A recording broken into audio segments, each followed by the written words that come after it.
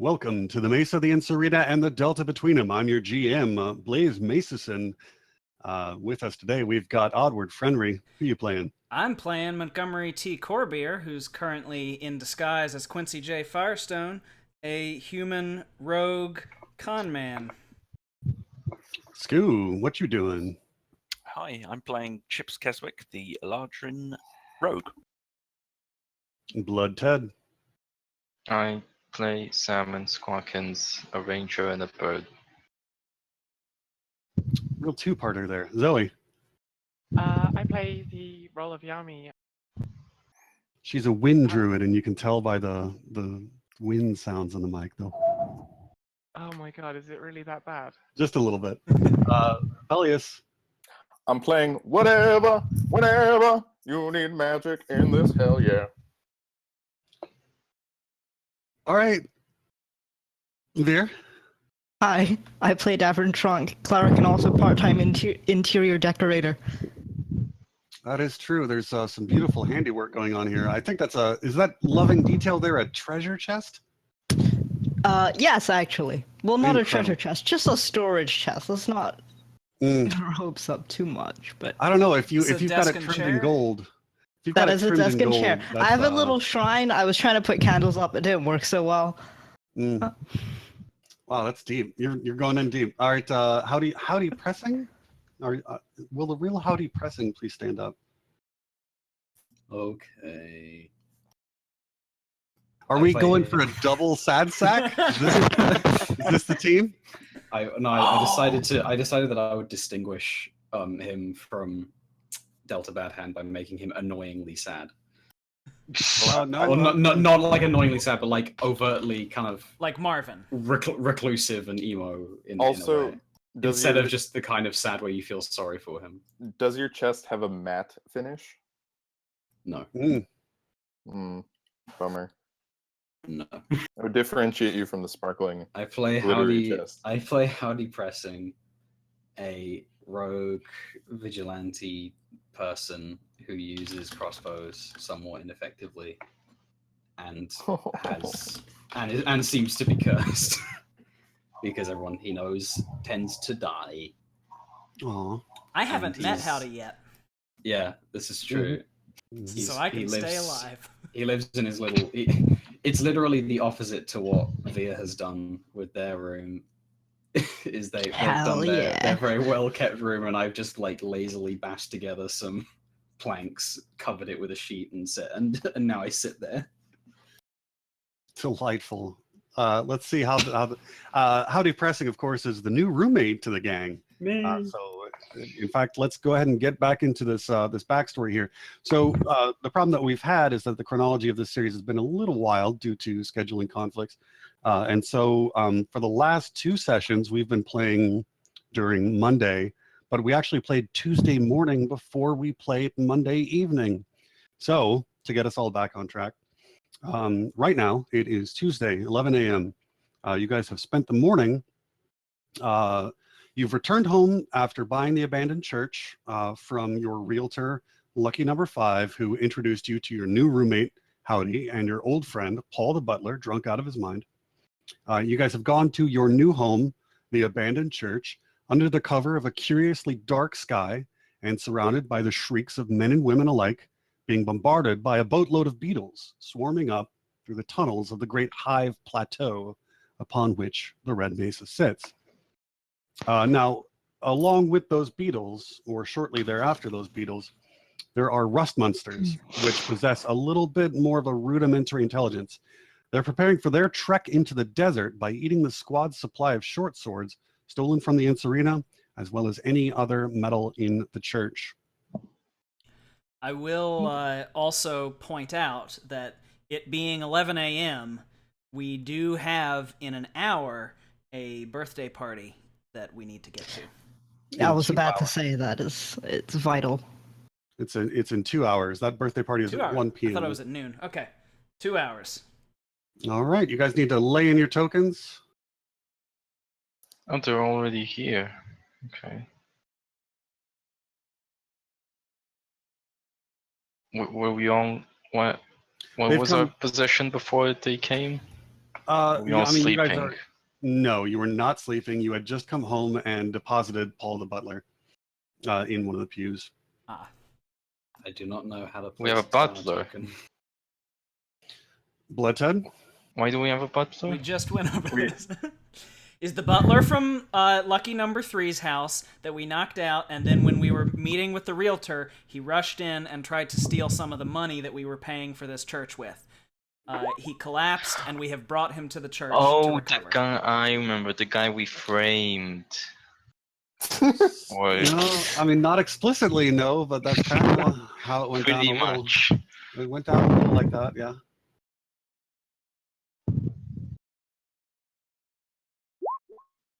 Okay, you can't see it. That's shit. I'm deleting this loop. That's a small child's birthday present. I just want everybody to know.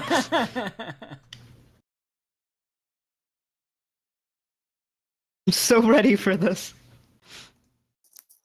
How about I slap your shit? Do we have a pirate in the party? Is that what's happening? Everybody Oh, should right. go ahead and once you have your tokens laid down, click on them, and then roll initiative by clicking on your character sheet. It's under the core tab, Morgan. Good God. Bum, bum, bum, bum. I can't roll more than an 8 for initiative. I'm glad of it. There, I said it. I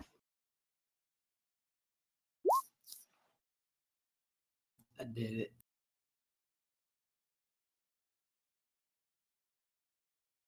Some small children's party hats too on this table. It's what I've spent all day making. Oh, that's adorable.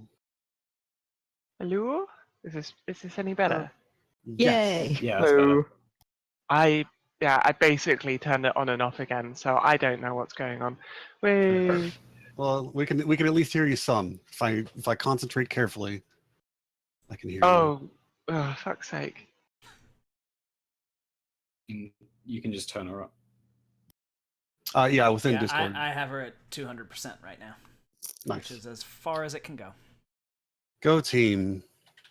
That is also the biggest percentage you can have. Yep. These rust monsters don't stand a chance. Numbers don't go any higher than 200. What about 201, sir? Don't talk rubbish. Don't talk about that. I think there's no number higher than 24. All right.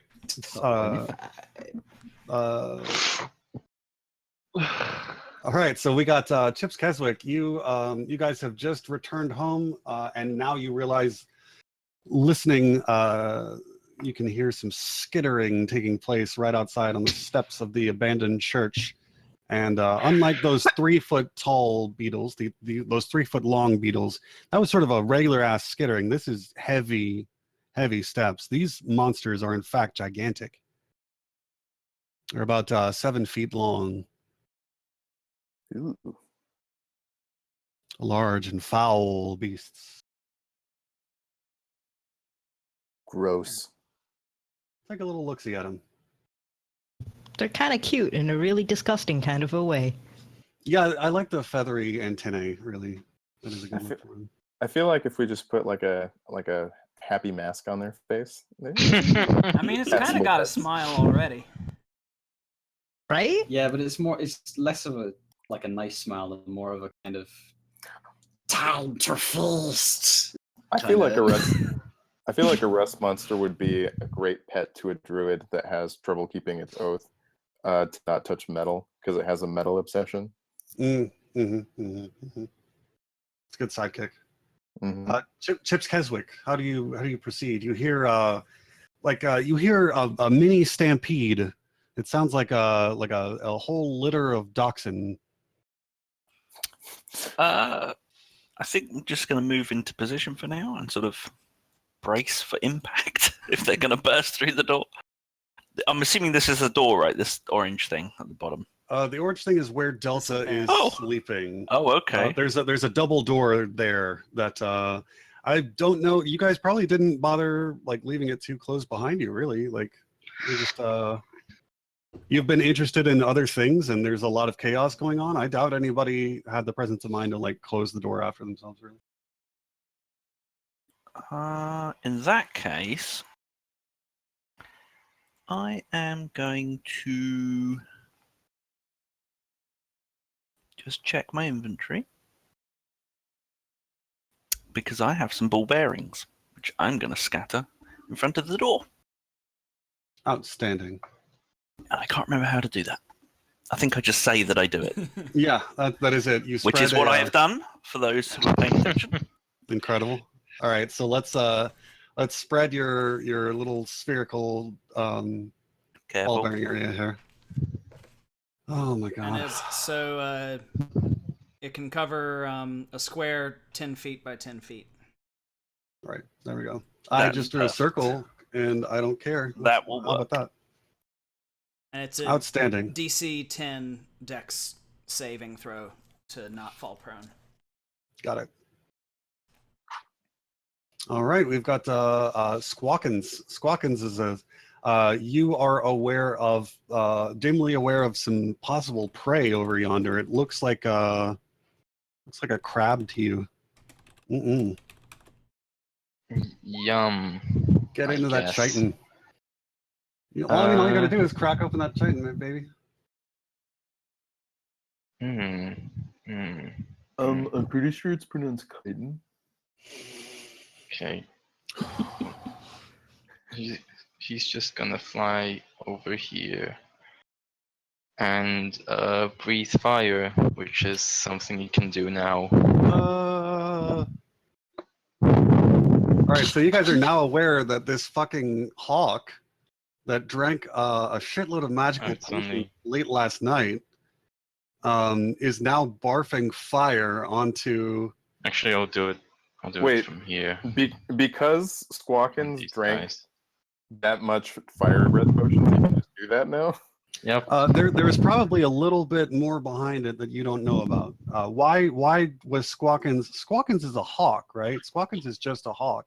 Why was Squawkins so compelled to drink those potions that he like shattered the glass and like just tried to spit out the glass pieces? Like why did he have this like such a powerful compulsion that it was self-harming for him to do that? Did Super Squawkins thirsty. know what it would do? What about Squawkins made him do that? That's the question ahead of you. Well, I've said this before, but my suspicion is that Squawkins is a polymorphed ancient red dragon. I don't know what you're talking about. Who is also two dogs in a trench coat. Yes. It's a very deep layered sort of scheme because once you polymorph it, you can just throw a trench coat over it and call it a day. Mhm. It's that deep lore. Yeah, that deep lore, it's true. All right, so Squawkins has done a crapload of damage on. I mean, they have to make saves. Yeah, so they make saves here. Really horrible saves because Squawkins has no constitution whatsoever. Yeah. All right, this is for these three over here. Yeah. Okay. All right, they all fail.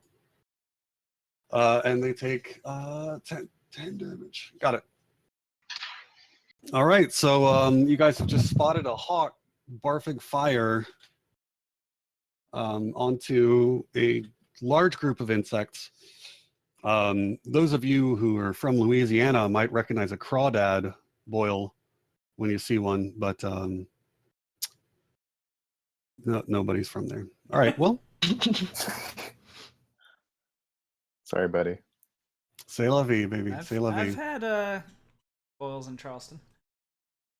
Nice. That's what I'm talking about. All four of these guys scurry away from the flames of the fire, and they Through the all ball bearings? Oh wait, yeah. Hang on, 1 second. 1 second. You all right? That I want delicious some tropical terrain. sliding, skittering bugs here.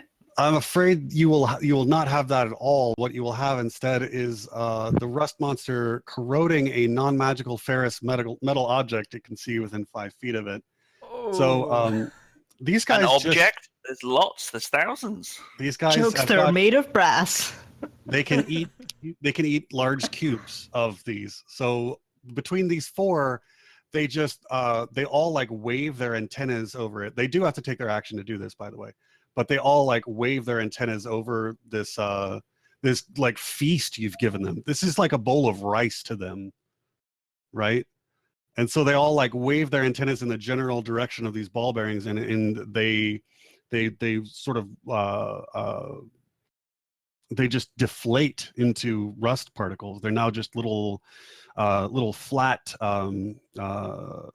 sheets of rust. They're now on the floor, and in fact provide much better traction. They still have their move actions after having taken the action to eat your ball bearings. And they do still swarm up on you, but they're not able to fuck up your shit this turn. You've done a great job of delaying them with your ball bearings in classic rogue style. They've eaten your balls. Holy shit. All right, howdy pressing. You've just watched Chips Keswick's balls get eaten. I am traumatized. I just audibly said without pushing my push to talk key. I have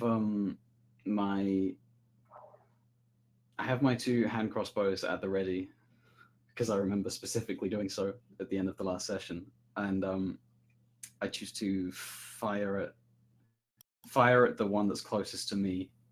Okay, you can use the arrow up in the upper left. You can click on that arrow, and then you can hold down the button and ping anywhere on the screen. There we go. Yahtzee, that's what I'm talking about. So this bad boy right here. All right, got it. Oh, that was just a nice triple. Thanks, Scoo, for pitching in on that one. We did it. Yeah, that was just a lovely rainbow effect. Color coordinated. Rogues gotta stick together. Thicker than thieves, as they say.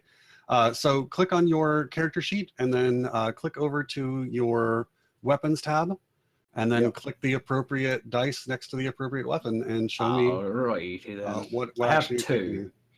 I have 2. I take it I can only fire 1. You can. I forget whether it's- Crossbow Exert allows that. It's when you make an attack with a weapon, you can then use a bonus action to attack with a hand crossbow in the other hand. Right. Mm-hmm. So does my... You can fire twice. So I can fire twice. Yeah, that's what I'm asking. Okay. Yes, but keep in mind that as a rogue, part of it is that you have a bonus action that you can use to run around or hide or dodge or whatever. Oh, right, yeah. And so doing this second attack takes up that. So just keep in mind your choice is always going to be like whether you want to use that second action to do a second attack or to try and dodge out of the way or whatever. Okay. Okay, so your first attack is clangs off of the chitin, the chitin. Oh no. The chitlings. The armor. The natural Carapace. epidermis.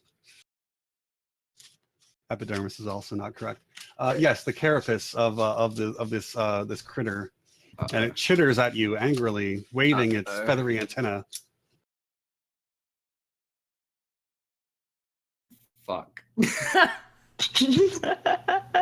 Now you can choose to either make another attack with your hand crossbow, or you can run around. I'm gonna run.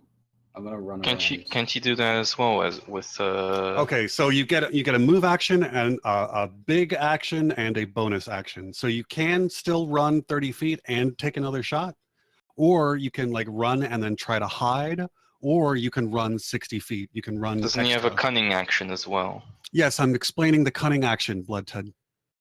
That is precisely what I'm explaining. That is the bonus action. No, there's a what? There's a bonus Dude, action and a cunning action. I've been playing a rogue for 18 months. I just explained it. Trust. Yeah, you only get one bonus action. Listen, I'm gonna just move. All right, great. I'm gonna just move.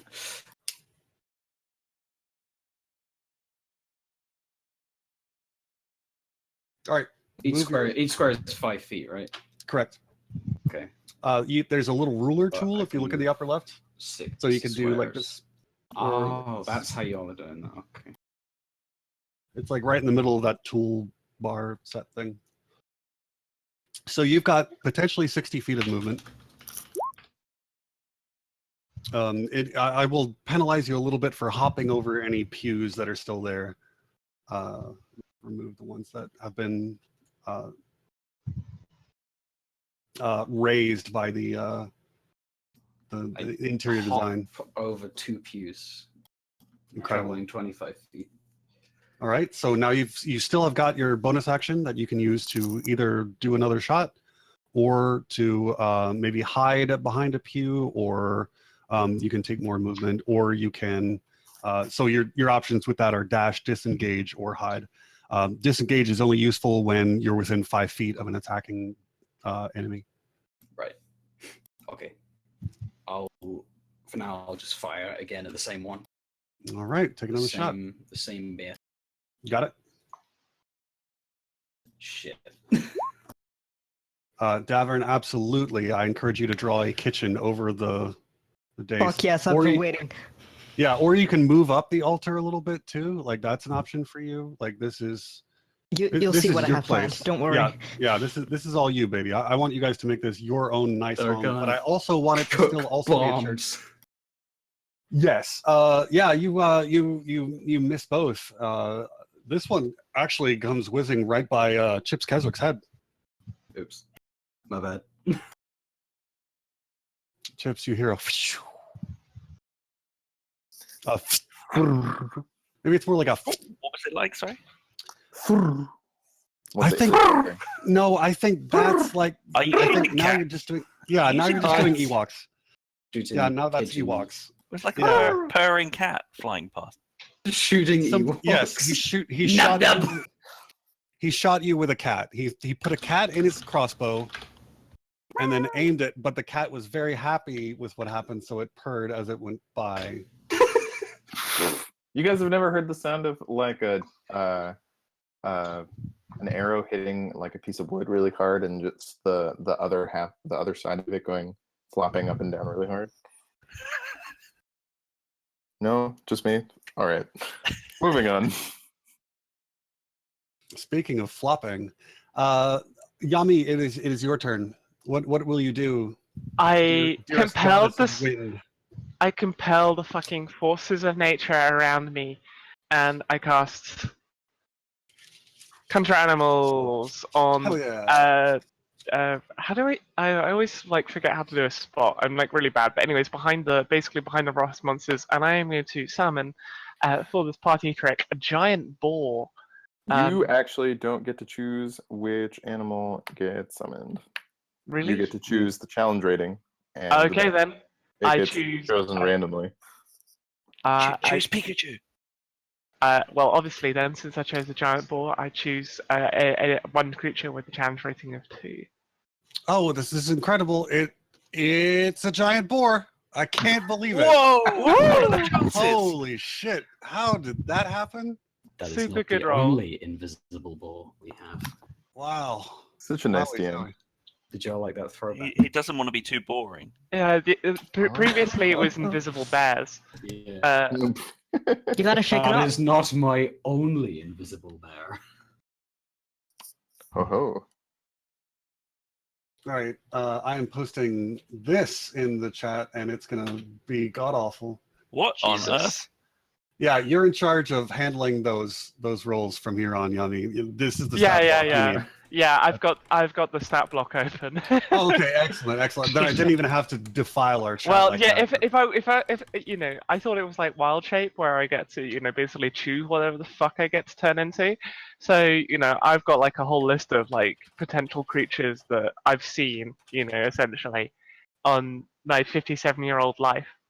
If you could choose which animals you could conjure with that spell, I think the general consensus is it would be too OP because everyone would just summon a like 16 flying snakes to perform a train of deadly poison on people You can't that are impossible to hit.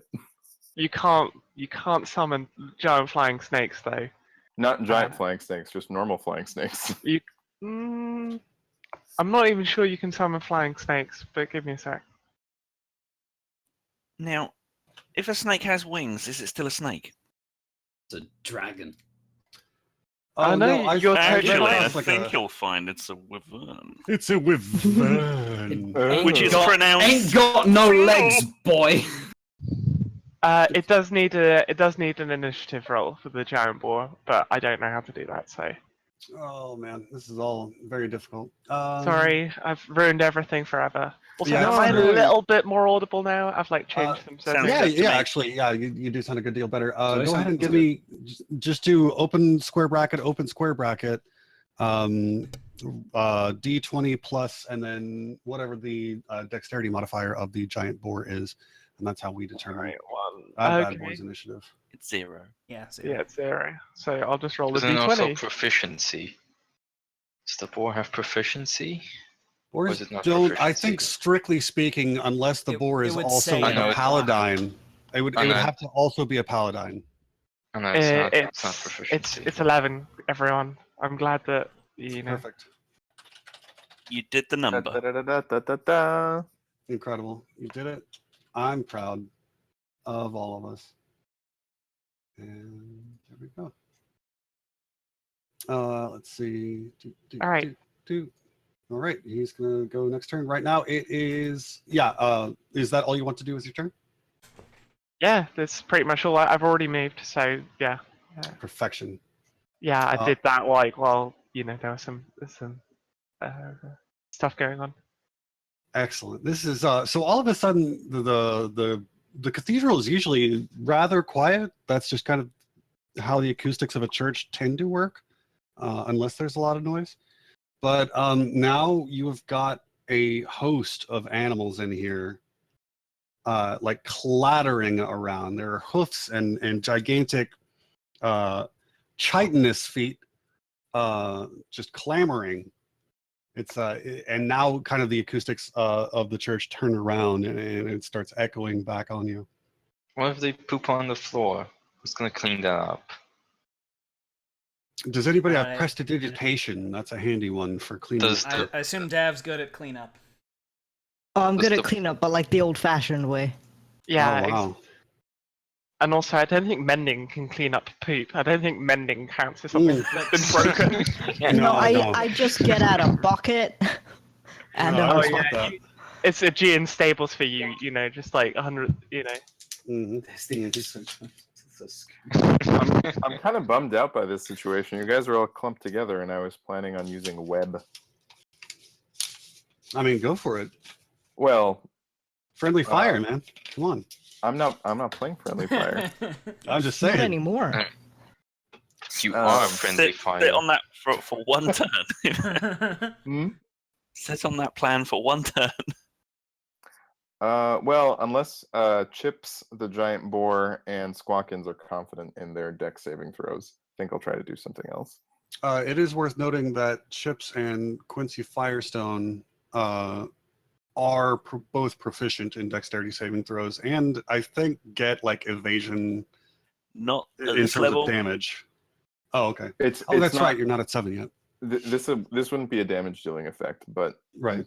I mean, well, either way, they're both proficient in dexterity saving throws, just to give you that little bit of metagaming inside knowledge. I'm the only people who would be hit by it are Chips, the boar, and Squawkins, Why would Squawkins be hit? because it's a 20-foot. Oh, it's a gigantic spell. Okay, got Uh-huh. it. Is it 20-foot Wait, radius or 20? 20? Does it go through walls? No, it's a 20-foot cube. Yeah, so Squawkins. Okay, So it wouldn't hit Squawkins. Yeah. Yeah. It would Okay. hit Chips and the boar. I can. If you wait until my next go, I can probably get out of this area. I mean, I will need to go in there, so it will hit me. I'm worried about the boar, though. Yami, what would you like me to do? And the boar isn't very dexterous. If it was a fireball, it would be delicious. But It's a spider boar. Spider pig. Oh my god. Zoe? That's whatever a spider pig does. No, it's more like I don't know. Like, just do whatever the fuck you will, and like, you'll probably face my wrath later, but that's because I'm vindictive and mercurial. Science. But what about in the game? Oh, in the game, shit. Oh, sorry, fuck. Yeah, like she's got like a huge, gigantic mat on for Quincy Firestone. Like I don't understand as the GM why. I don't understand. All it. right. Well, but she just like flat hates Montgomery Clift. I don't know fine. why. I'm going to. Oh, I should move first so that I can do this.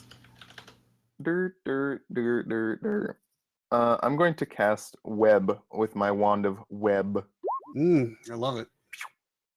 This is why whatever you want has as a primary nickname, sort of the way that I think of him, is Daddy Gnome Legs. Hell yeah.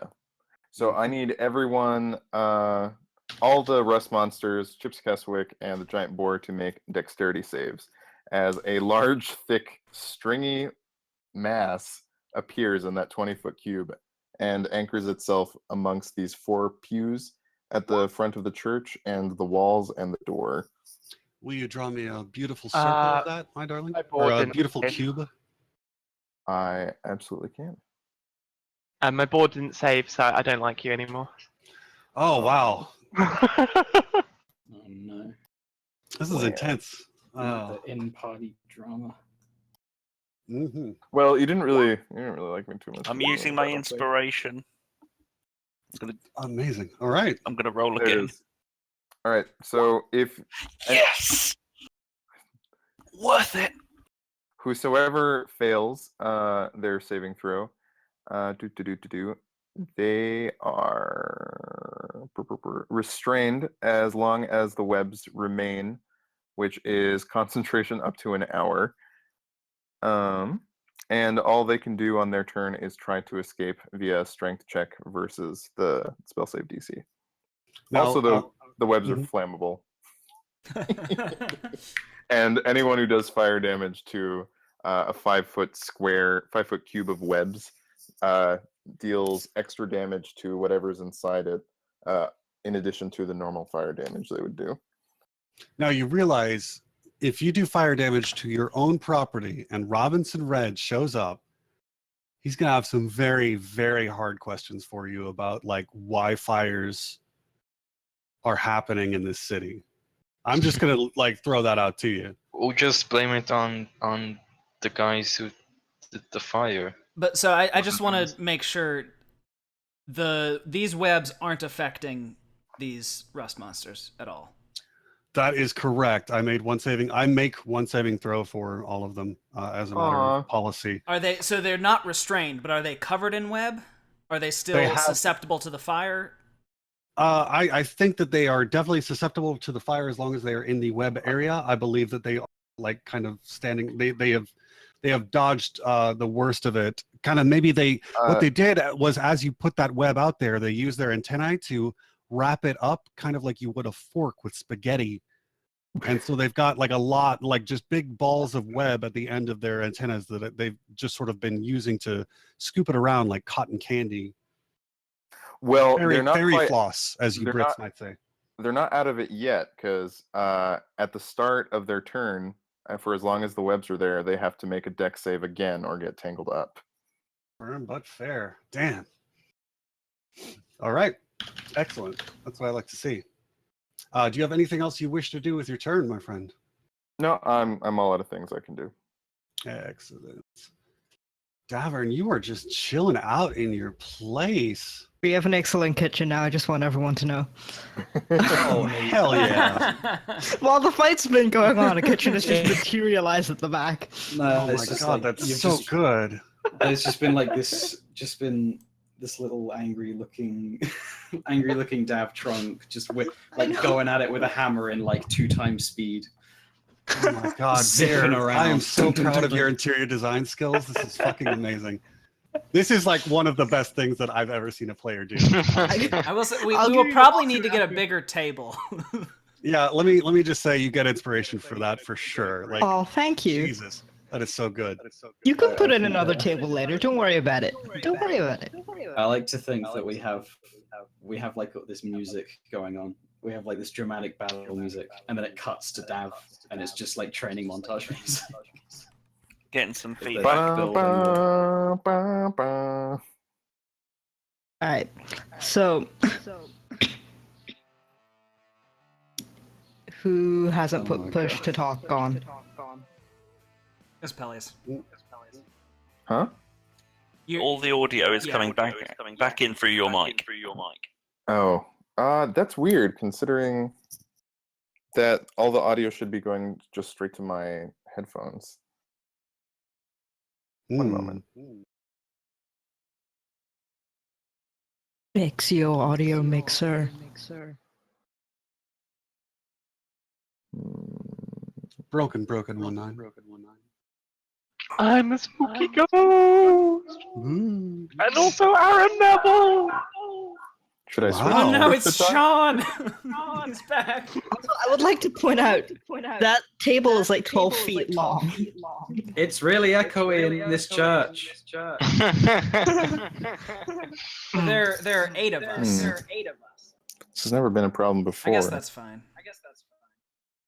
Yeah, we can all fit around that. You want to try Okay, again? guys. See what happens? It's still happening. Yeah, it's been happening constantly. Well, I mean, now it's like extremely visible. I didn't notice it before.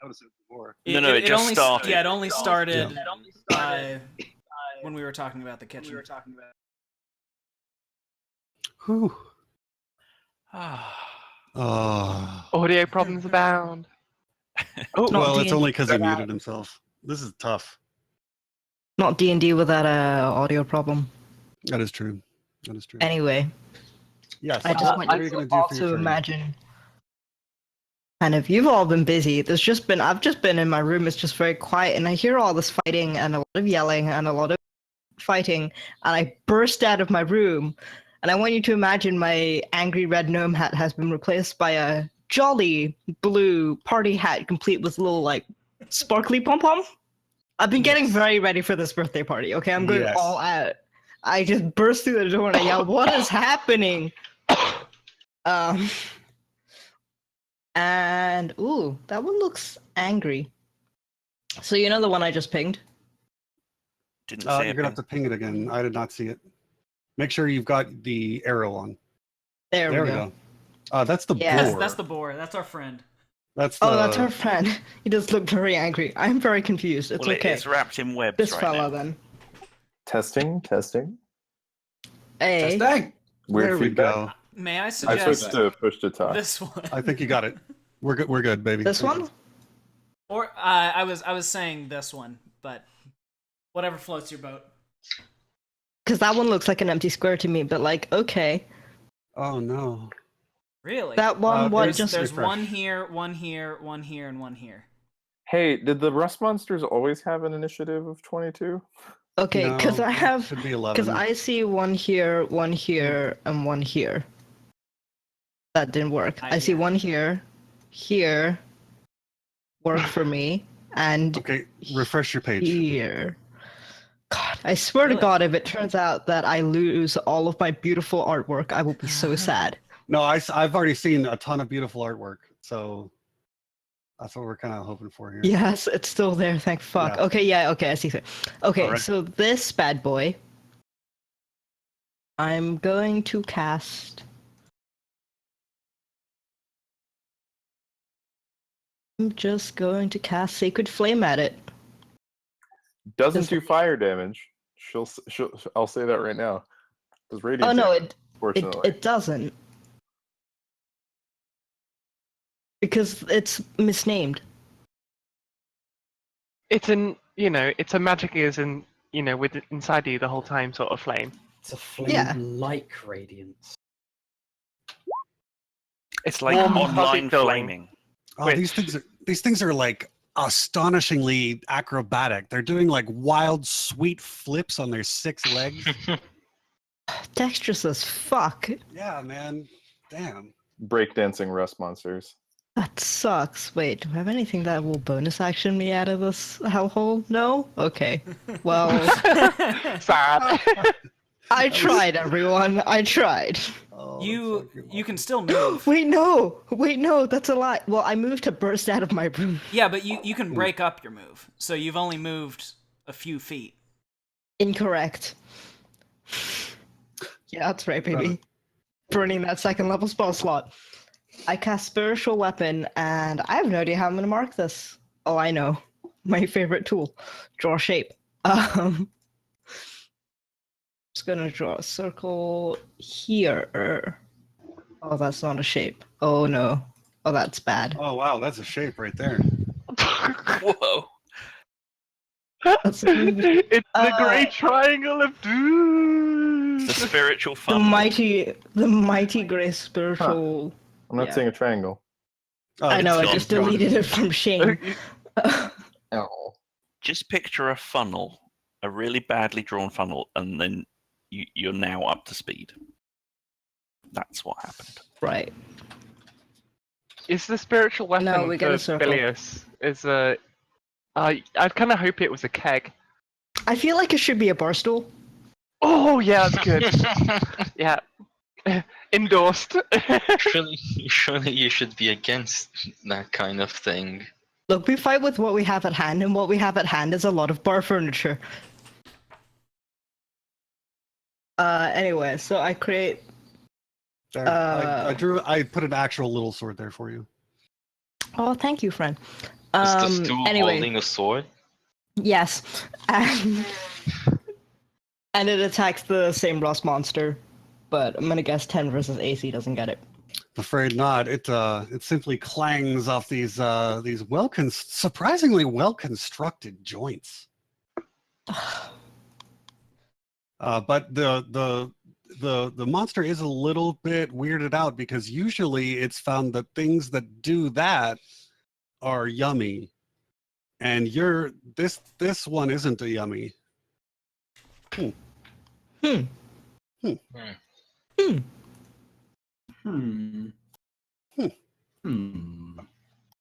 Well, huh. Pardon All me. right. Pardon me. Montgomery I was Court here. simply lost in Yes. thought. Let me know what you're doing. You got a grip of these little weird bugs here Yeah, I'm that gonna. are perfectly not webbed too much. They're swarming your friend Chips Keswick, however, menacingly.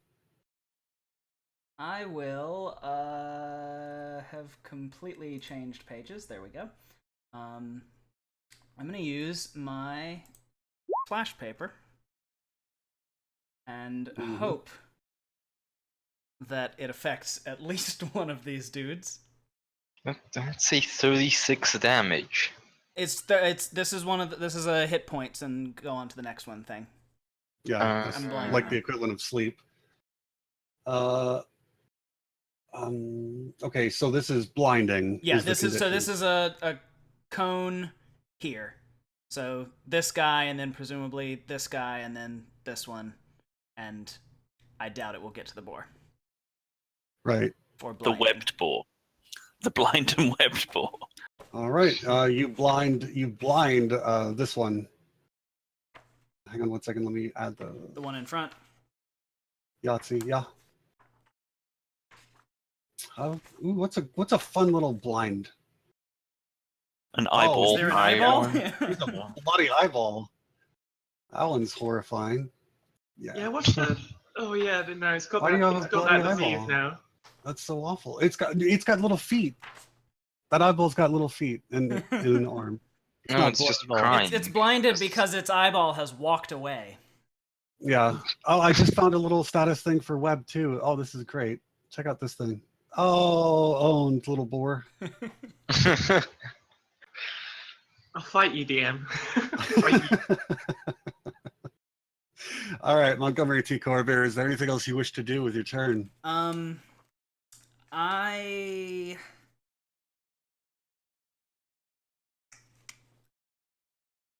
I don't think so. Okay. I'm good. All right. Sam, where are you at? Sam holds up a sign he's been working on. It says, "Does anyone need healing?" Mm. We have all finished a long rest, so nobody needs healing. My overall senses are tingling. I need healing. Ooh.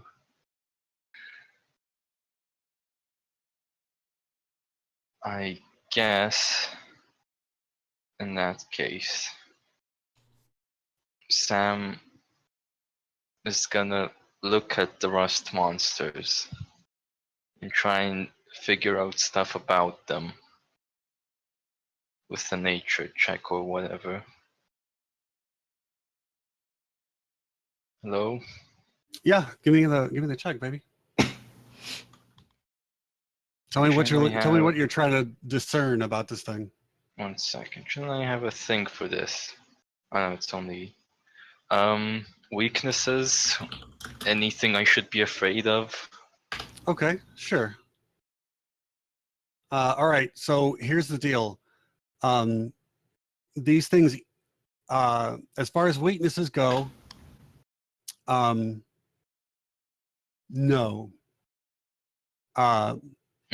As far as things you need to worry about, Yes. well, these things eat metal with their antennae. They just kind of wave their. They eat the metal. Slice off They the make antennae. they corrode it. Well, I mean, the antennae is just kind of part of the deal, I guess. But they like to eat metal. They're rust monsters. They make it rusty. Are there any weaknesses? No. He said no. What about resistances to damage? No. What's up with the ceiling?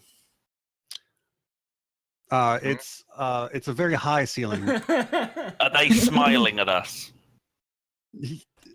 Every villager is smiling at you. What? Except for one. But okay, are there any weaknesses?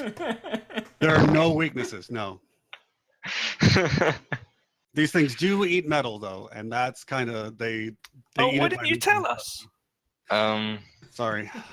Damn it. The legit no pranking question, but is how exactly tall is the roof? It is legitimately 35 feet. All right, Very tall. It is very, very tall. Not tall enough. Sam hands Montgomery a piece of paper and it says, they eat metal.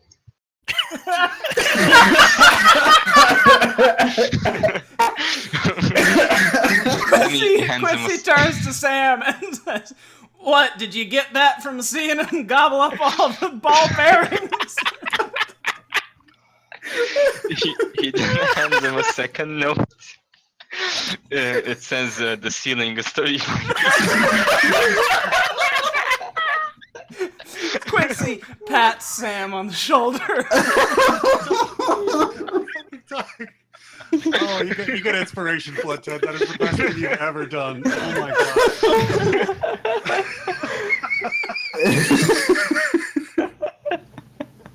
I'm crying. Oh my god. Okay. I'm crying. What type of ceiling, though? Do we have, like, exposed beams? Yes, you do. Okay. He hands him another note that says There's some beams up there. Oh my god. Oh god. Oh, my belly. All right. Do you have anything else you want to do on your turn? No. Okay. Chips Keswick, you feel enlightened. Okay. Okay, a couple of things. A lot of things. Yeah, this is great. Okay. First things first, Chips is going to use his cursed short sword. Oh. To make, if I can find it, this booming blade. That has not happened correctly. Let's do that like that. I think. Missing something else. Oh, I didn't do an attack roll. So I could do that manually. 1 sec. You say that the short sword's cursed, right? Curse exists between user and chair. Oh, All right. I should have said it's on the one in front of me. Got it. Okay. Okay. And then with his bonus action, he goes 30 feet, you say? Mm-hmm. And he teleports up onto one of the beams. Fucking delightful. Okay, great. You are on the ceiling now. Hang on one second. Let me figure out how this. You want to So- mark the one in Also- front of me? Yeah. Roll for the thunder damage. The thunder damage is if it moves. Oh, if it moves. Um, Okay. Now that Oh. said, I think at 5th level it changes, doesn't it? And I forgot the sneak attack, obviously.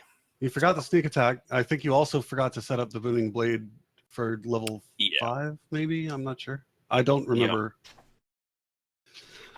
Well, regardless, we're gonna go with it as it is for this turn. You can figure it out before the next round. You do a really stupendous amount of damage.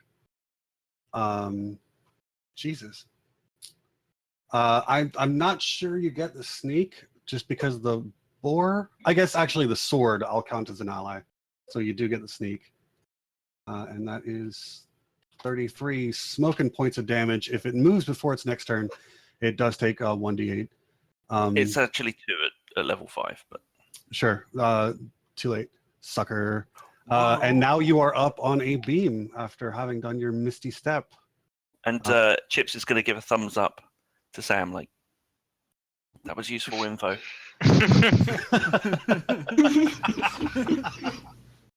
Oh man, that's freaking awesome.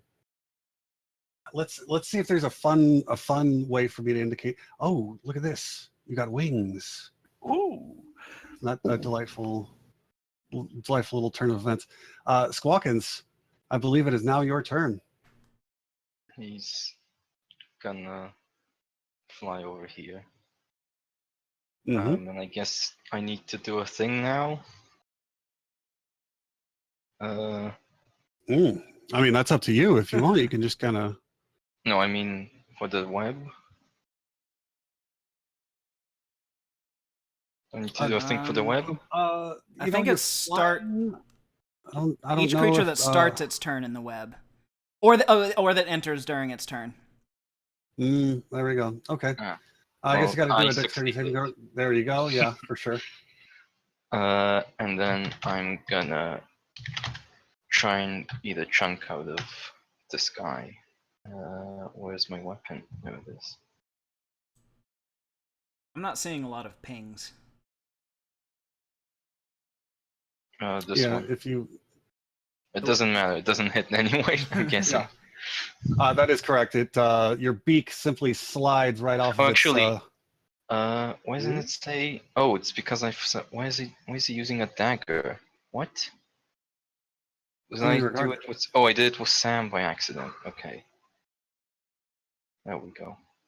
You still miss. What's good? And what? It was for 20. It's pack tactics. Oh my god! Advantage. I'm counting the 11 and the 12. How about that? Because that's how the dice would have gone. All right. So you slip and slide. Actually, your talons just kind of glance off of this of the shiny, almost metallic carapaces. Is there another action you wish to take, my friend? No. Oh, no. Is anyone injured? Still? I think Good. everyone is We in fact good. Gucci. Yeah. No. Okay. You guys fine. are outsmarting these rust monsters and frustrating their every step. That's okay then. Yami, you give me a dexterity saving throw from the board to see if it can get throw. But yeah, that instead. Yes. it does not save, and Bull goes. Okay, Holy that's a shit. really Yeah. bad Bull. That was cool. No, Why are have kidding me? you That was summoned fantastic. me into this web? It's basically like a space ghost, so like I don't feel too bad for it. You promised me flesh. Space ghost. Space Ghost Coast. I'm still as a free action gonna tell it to try and flee because I have to issue it commands. And yeah, flee. Come here, boy. That's my giant boar's turn. Come here, boy. All right. Howdy. Howdy. I was gonna do I was gonna try and inspect these monsters from afar to see if I could identify some kind of weak spot, some kind of big glowing red button that I have to hit or something. But since we already did that with the nature check, I'm at a loss of what to do other than just try to get a really lucky shot again. Okay. Yeah. Do that. You can, I mean, doing attacks is a perfectly good strategy, especially for a rogue who's supposed to do damage. I think you might have a winning one there. Yeah, but I also have high perception, so I just thought, I will say, if you attack that blinded one, you have advantage on the attack. Which one is blinded? The one with the The eyeball. one with the eyeball.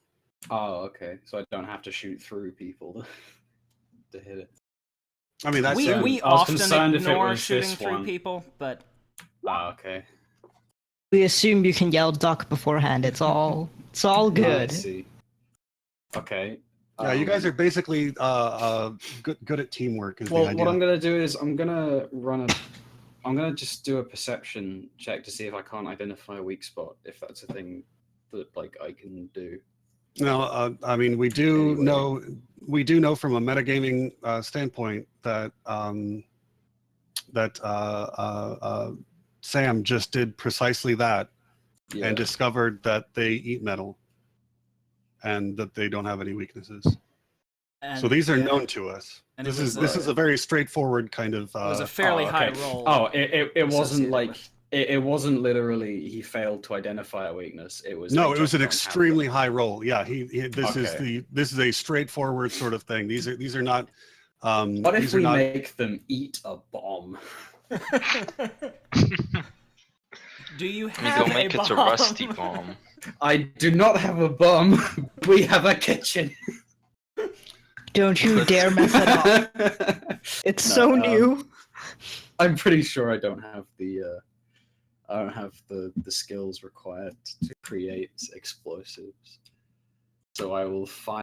But my I do.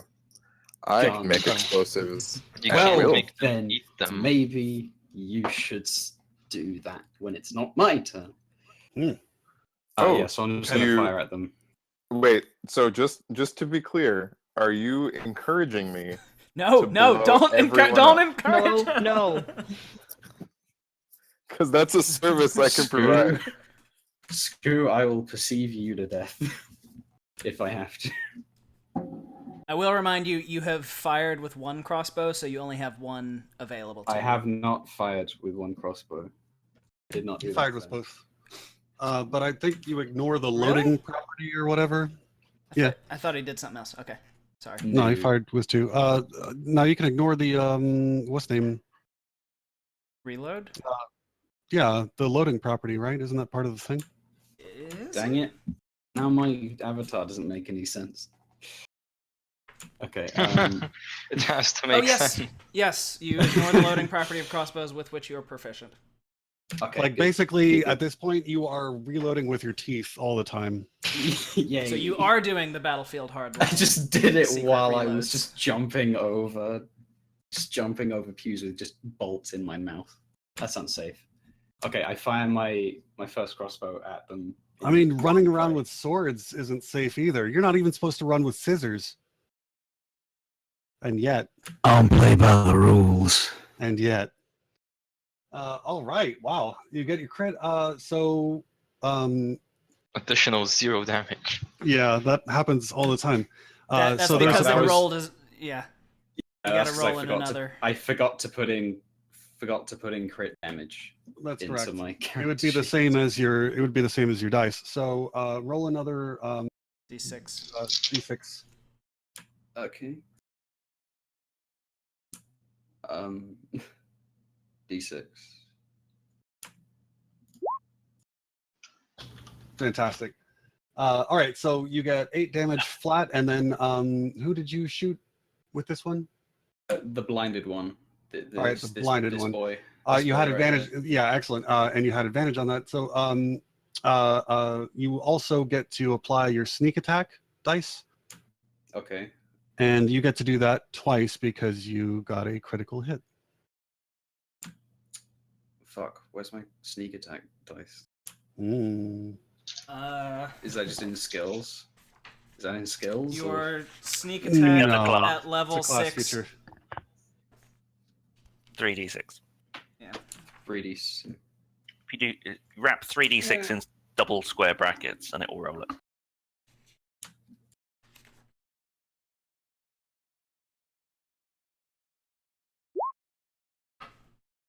Double square I did brackets. it.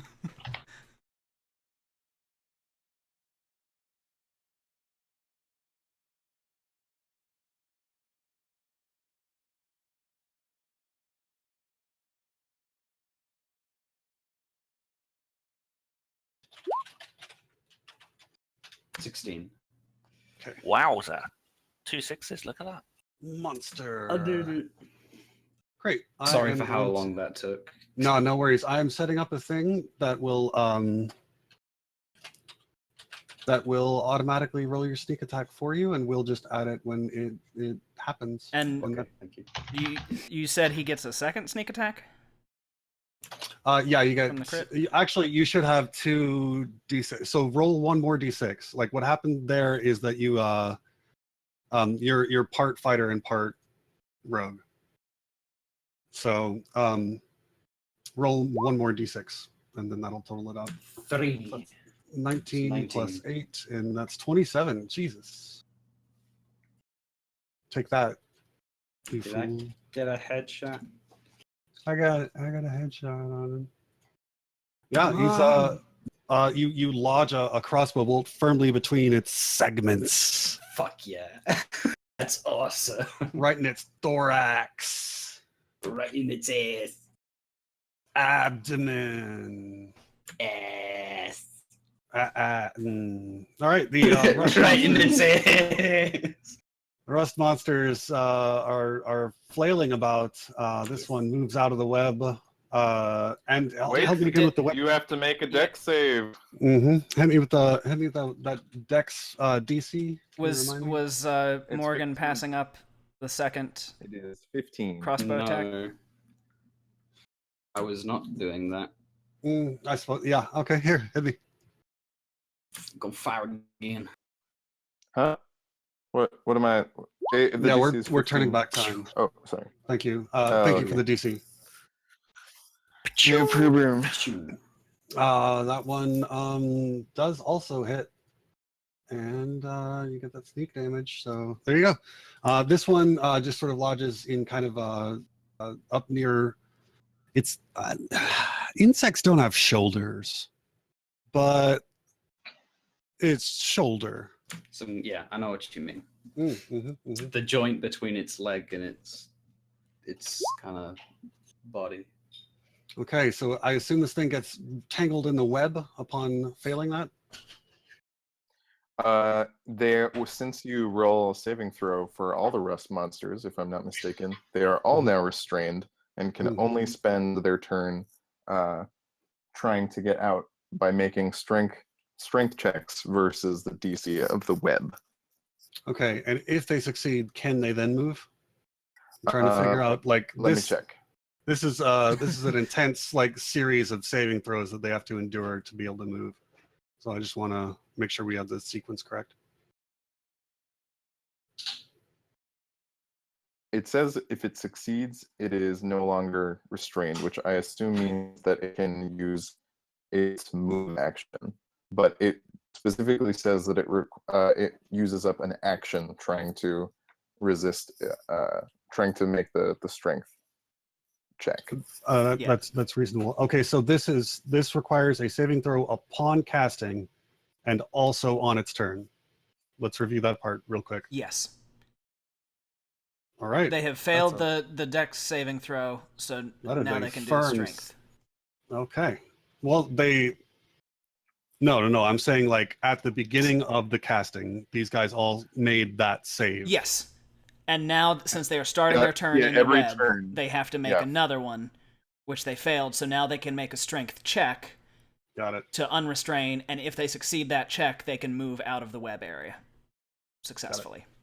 But if they stay in the web area, even after making that strength check, they have to keep making those saving throws every round they start in that web or any round they enter the web. Okay. Web is awesome.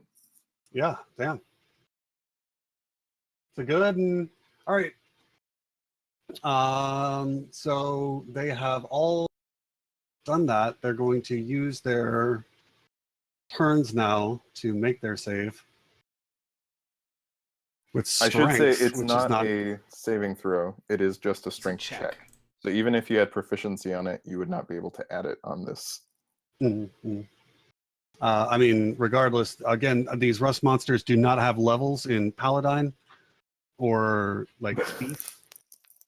That would be pretty dope if they did, however. Monsters can have proficiency in saving throws. They usually will say so in their stat block. They all eat shit on the saving throw, and they are now all restrained. Can I ask you, Peleus, to give me a perception check, please? Absolutely.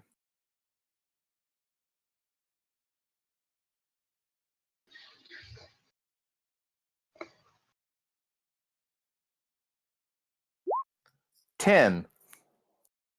Okay. Everything's cool.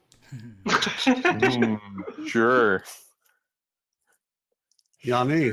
All right, I'm gonna use my powers as a druid who doesn't use any fucking metal like these ne'er-do-wells around me.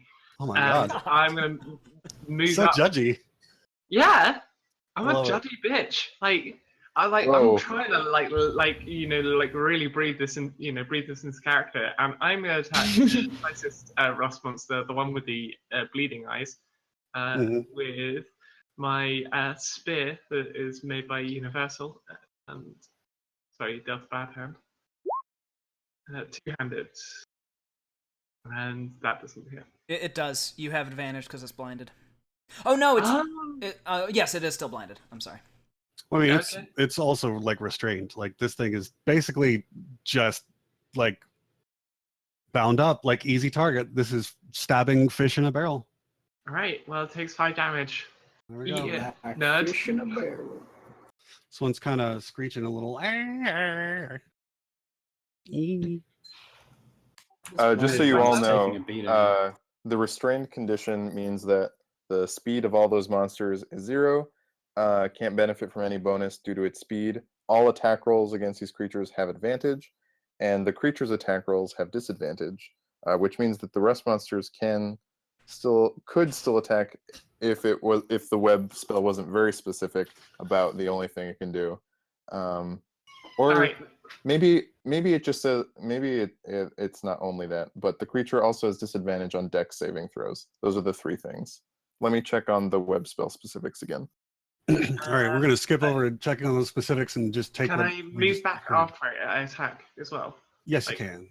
Okay, well, I'm gonna move back because I don't wear armor. I'm gonna just chill over here. That's my Yeah. turn.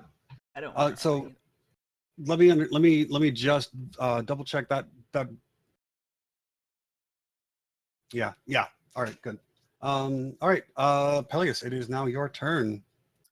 Okay. You get a strange. Your attention is drawn into this whole web area. This is kind of occupying your whole thought process right now. What's going on? Alrighty. I just checked, and they can use their actions for other things. They just can't move. So they could still attack the rust monsters if they wanted to. Rather than burn down our new home, I am going to elect to use Chill Touch on this guy who's pretty hurt. Let me see that that spell in motion, baby.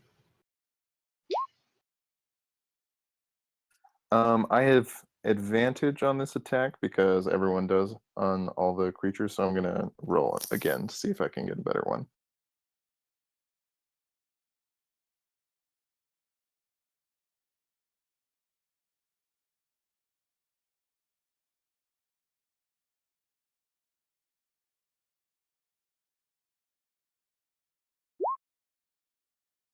How does a 20 do versus AC?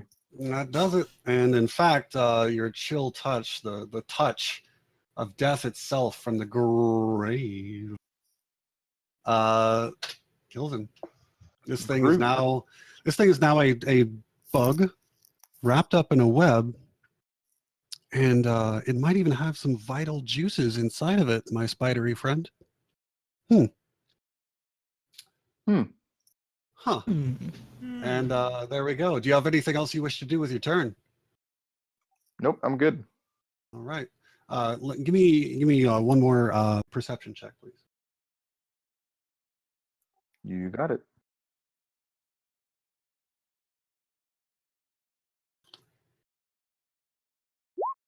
How does the 19 do you? You notice there is movement over to your right, but you are not going to be able to investigate it until either the next turn or the rust monsters do their turn. Remind me then, and I'll tell you what's going on over there. Okie doke. Davern Trunk. Yo. You have got in front of you just kind of a grip of bugs in a web. It's a very spidery sort of feeling for you.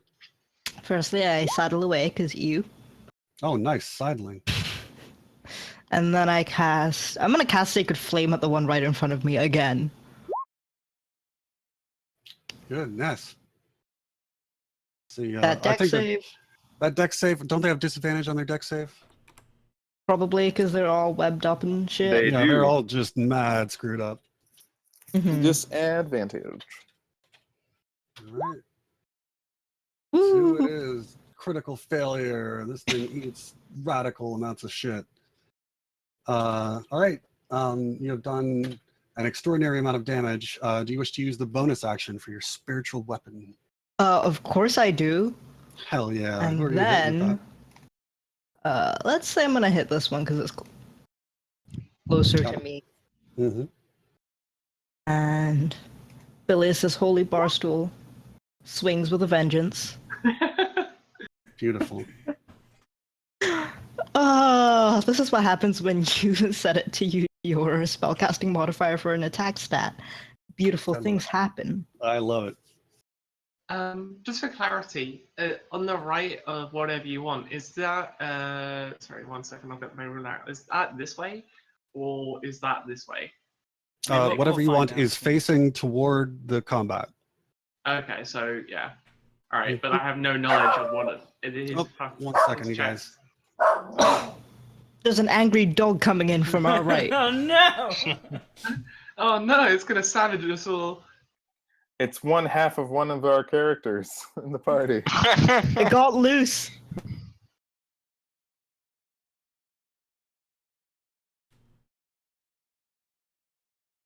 Aren't y'all glad I'm not playing Friendly Fire at the moment? Phew. I didn't trust you enough not to, so I didn't like. I had plans to like go inside the web to basically force you to like friendly fire me, but then again, I did think they might do it. You know, whatever you want might like just blow up my situation. Why would I nuke you, especially if you go in there? Wouldn't I be more likely to nuke that area if fewer of my friends are inside? Yeah, but like. Yeah, Peleus' character in the other game was named Friendly Fire and was known for casting fireballs around everybody. I mean, you all You say always around. lived. On everybody. There we go. I meant surrounding, encompassing. Look, when you Affecting. can bonus action mass healing word, you can always ensure that no matter how many times you fireball your friends, they'll always be at least a little alive. The black wind It's not- howls. It's sort of like eating while you're walking. It's sort of if you fireball them, but then you heal them. That's basically like you never did the first thing at all. Exactly. It's Montgomery winter Montgomery Corbier. Yeah. How are you I doing? am going to do my acid flask on these two side-by-side ones, and I will remind you that they have disadvantage on their dexterity saving throw here. Oh no. What a dire situation. They take hella acid damage. It's eating through them, but also maybe through the webbing. Oh! I will also take this opportunity to back off somewhere. I'll just move here. All right. A little safely away. Yeah, I've got to indicate real quick that there is now just a really nasty situation here of like acid cooked insect and web. Just right there, like where that bug was. Like you just did some HR Giger shit, like inside your own living quarters. Y'all, we are never getting our deposit back. You can mend it. You can mend the floor. That is One true. foot at a time. Oh man. Okay, Lots so of- this'll take you 25 minutes. 25 jillion years. All right, so at this point, you guys have got two heavily damaged rust monsters. Well, actually, these two are still relatively fresh, but for the most part, these dust monsters are quickly biting the rust. Dust. The dust monsters are biting the rust. yeah the rust. Sam. Does anyone need healing? This Who these church rust does. monsters do. No. The floor. I'm gonna walk up to this rust monster, and I'm gonna wave my knife in front of it, and then I'm gonna take the dodge action, and that's it. Just taunting it to attack me and then dodging.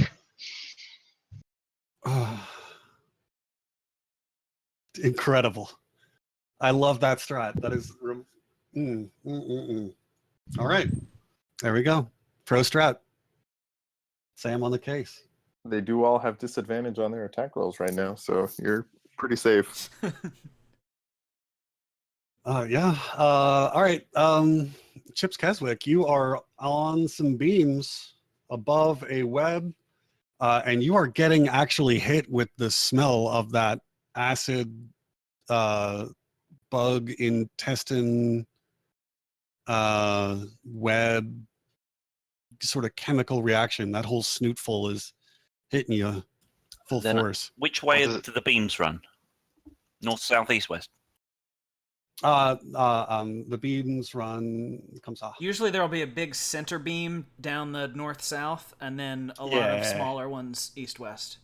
Yeah, if you want to, you can be up on the center beam.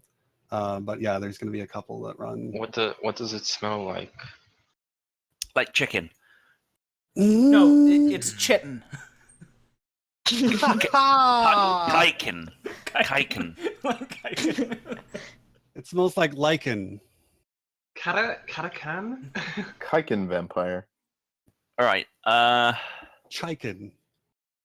I'm gonna cast a minor illusion on the green pile, and make it appear as if a big pile of metal is there to entice our friends into the green acid pile. Oh. That's fair enough. There's not much else I can do from up here. So. And that's my go. You can shout encouragements at us. You got this, guys. Oh, that's what I'm talking about. All right, supported. Squawkins. What's popping? Squawkins.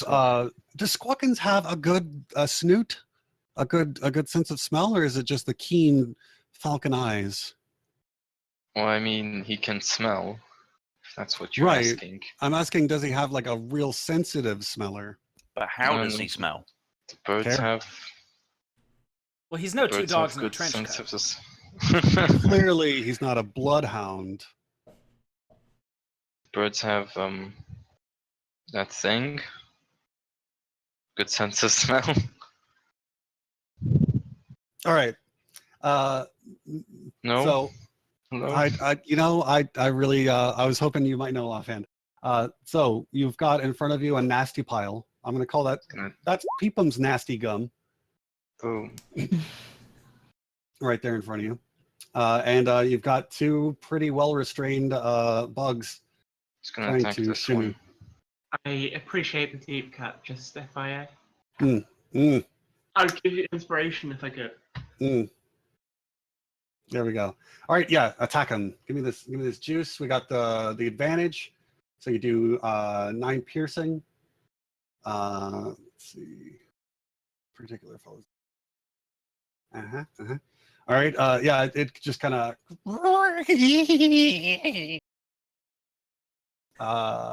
I can't really do anything higher pitch than that, so forgive me. But it's supposed to be kind of a shriek. Oh, yeah, just like that. And I thought you said you couldn't do it.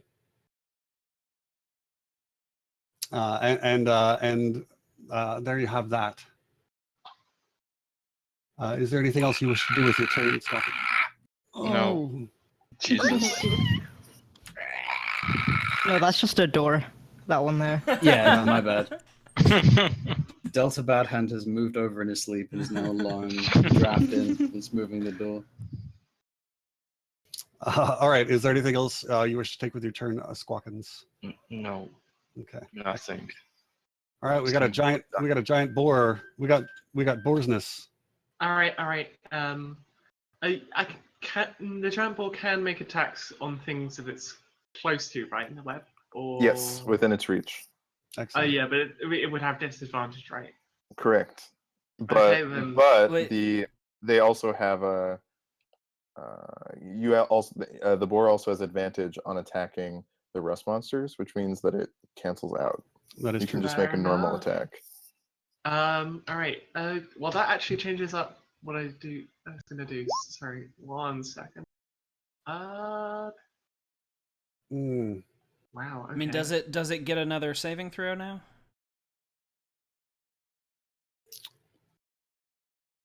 Yeah, we got to get a firm grasp on this web thing. I need you to make a flow chart for the group in ReWeb.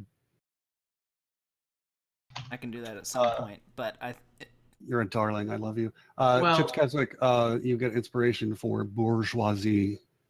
Well, it's gonna attack Just the enough of a rust stretch to work. rust monster that's Thank you. closest to it, and it's gonna use its tusks, and the one doing so, it's gonna go. Whoa! Hell yeah! Damn, completely. Yeah, it buries its tusk into its. Yeah, let me just roll damage. That's metal. Nature is fucking metal. Oh god, I'm hope so the like. rust monsters don't eat it.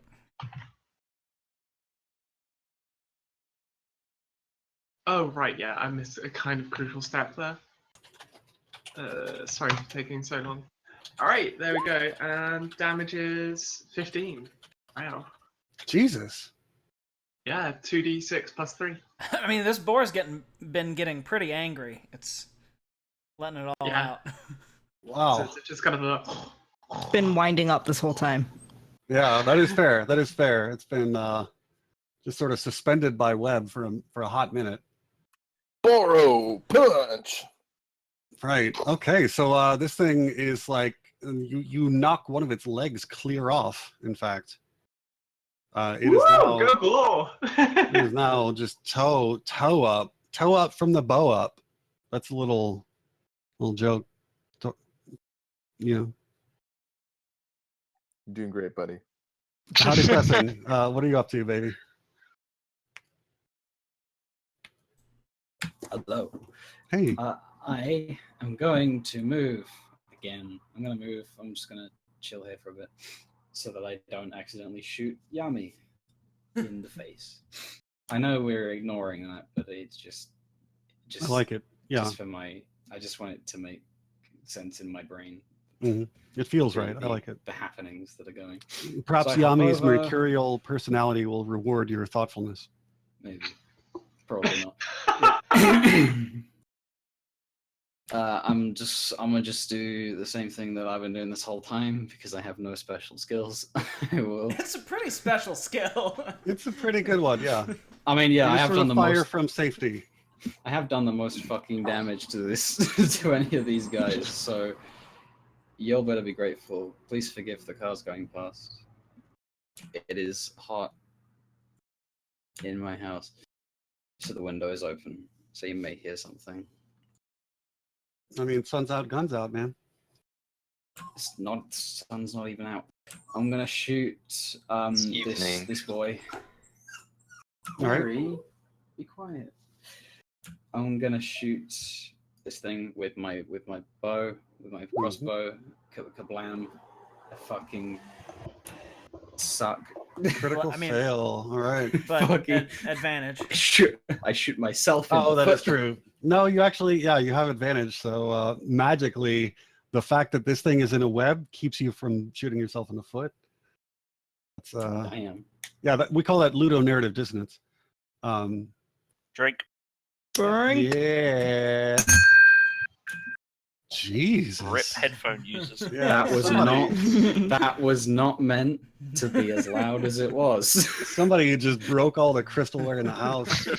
I meant to just clang one glass against another in a kind of cheers way, but it just didn't happen. I critically failed that too.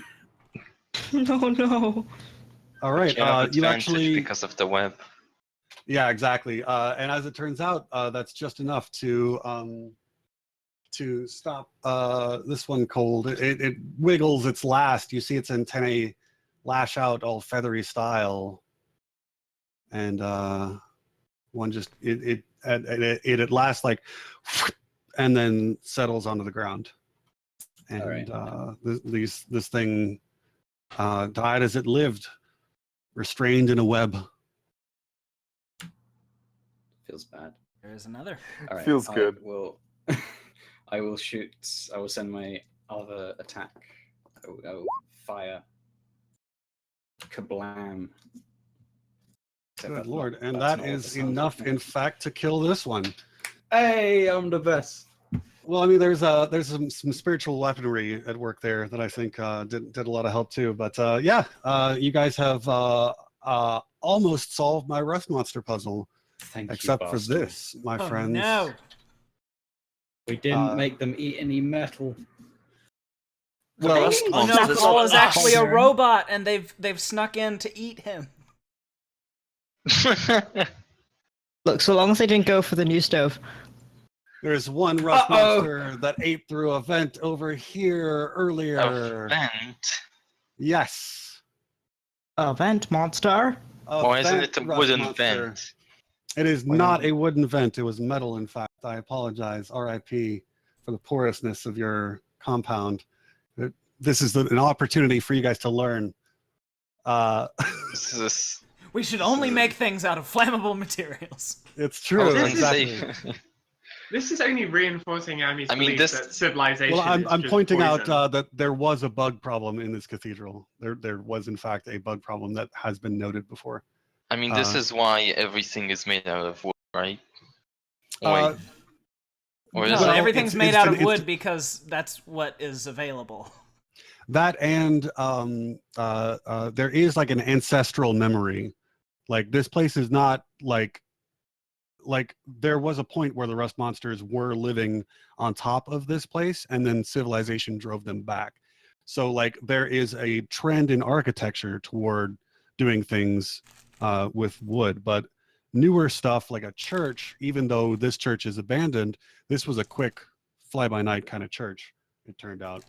And so like because it was newer, they did not recall that rust monsters actually lived here. Those were driven back by man's just encroaching. Anyway, this rust monster now has wiggling its antennae, and it's rushing toward whatever you want. who I assume has a money pouch. Maybe that gold is smelling a little tasty to this one. It seems to really have rich tastes. I do have 10 gold pieces. There you have it. This one really likes gold. Hey, big spender. Yeah. So I'm about to do the thing. I'm about to give you a little fun attack, or maybe an attempt to eat it. You need to give me a DC 11 dexterity saving throw, please. What is it eating? It is going to eat his gold, Gold in the pouch. pieces. A saving No. throw. Okay. Yeah, dexterity saving throw. You got it. Yeah, it's that thing that you force us to do whenever you throw a 6. fireball. Haha! Excellent. It waves its antennae over the cloth, and you feel your load is just a little bit lighter, my friend. It is kind of eaten about half of your gold. So Is it now, how does it consume that? Is it just It's magic? metal. Yeah, but What? it just Okay, waved so its antenna over it. now hang on just a second here. Are you asking me if something in Dungeons and Dragons You, the person with a happens telepathic link to your fire-breathing happens bird of by prey. magic? Your problem is that you can't ignore that there is a remote chemical a reaction taking place. That's where you just hang up your entire suspenders of disbelief. You put them up on. You just put those up No, but how because does the because a chemical reaction remotely occurs. No, but it ate them as well. Is So- this like spooky action at a distance is too much for you? No, but it ate them. The It's problem is like- that exists the in real life particles- too. The Flies like particles somehow teleported into its mouth. flies like dissolve things and then eat them. I don't remember With the their full process. minds? No, it. Whatever you want failed the dexterity saving throw, which means the rust monster got access to whatever you want's gold pouch. I'm sure it was If he had something been like a quicker gentle. in the dodging. I'm sure it was something like a gentle caress with its furry antennae. Buy it a drink first.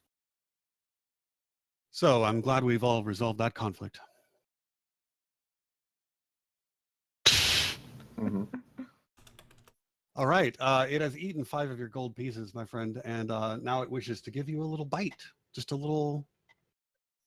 Just wants to get a little taste of you. Oh yeah. Question: are you made of metal? You are not.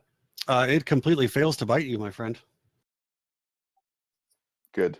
It forgets how its teeth work. It's so used to using its antennae to eat. Yeah, Mhm, I said it. mhm. I mean, does anything bad happen to it? Well, Critical failure. He feels bad about its, its long-term prospects. yeah, it's forgotten how to use its teeth. That was the bad part. Is that it was like It gets gripped by a moment of existential doubt. It realizes that it actually woke up. Woke up. Woke It's up this woke. way. Yeah, it woke up this way one day, and its mom and its sisters hate him because he's a giant bug. Wow, Aw. Kafka. That's a Kafka story. Yeah. Yeah. You're welcome Gregor for that Samson. reference. Nice one. All right.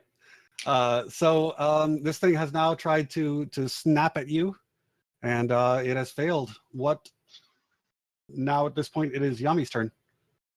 Yeah, thanks. I'm going to charge directly at Quincy J. Firestone and tell him, as I'm running, I'm going to tell him, give me a boost. And I want to see where this goes. I love it. Are you gonna give me a boost, Quincy? Sure. Like, you want me to stick out my hands? Yeah. And, like, make a little stirrup with them? Yep, exactly. that This is what I we do. are going for. That's what That's when I hear "give me a boost," that's what I assume you mean, and so that's what I do. Well, I am running at you, and we're spear ready. This is how we're doing this, and I want to make an acrobatics check to land. Indicate it with the ruler. I want to indicate land over there, and as I'm flying through the air, I want to try and stab. Well, basically, as I'm landing, I want to use the momentum of gravity to stab the fucking hell out of this little rust monster over here. Okay, So- I'm going to give you an acrobatics check DC of 10. I'm going to give Odd an acrobatics check DC of 10. If both of you succeed, you'll have advantage on the roll to skewer that thing from the air. Awesome. All right, let's do this thing. Oh! Oh, No! Odd's fingers I do slip have under you. inspiration. Okay. That You wanna and use I it? you do spend inspiration after the fact. Yeah, you do, can. yep. Okay. Yeah, Yeah. absolutely. All right. There you go. Whee! You have to declare it before Blaze says what the outcome is, basically. So if Okay. he says, Well, I mean, you that's die, perfect. and then you go, no, wait, I have got a thing. You can't, it's not like an undo. Yeah, you can't. Yeah, you can't do it 30 seconds after the fact. I'm totally fine with throwing it out, even if I announce the outcome or whatever. So yeah, your fingers almost slip, but you redouble your efforts at the last minute, and Yami goes flying. So now you've got advantage on your spear attack. Yeah, so I'm going to do spear two-handed against this little rust monster. Excellent. You completely skewer it. Give me another D6 damage roll. Damage Yeah, dice, because you're that flying wasn't- through the air. I want that to be a little bit was- more cinematic. Yeah, sorry, that was supposed to be.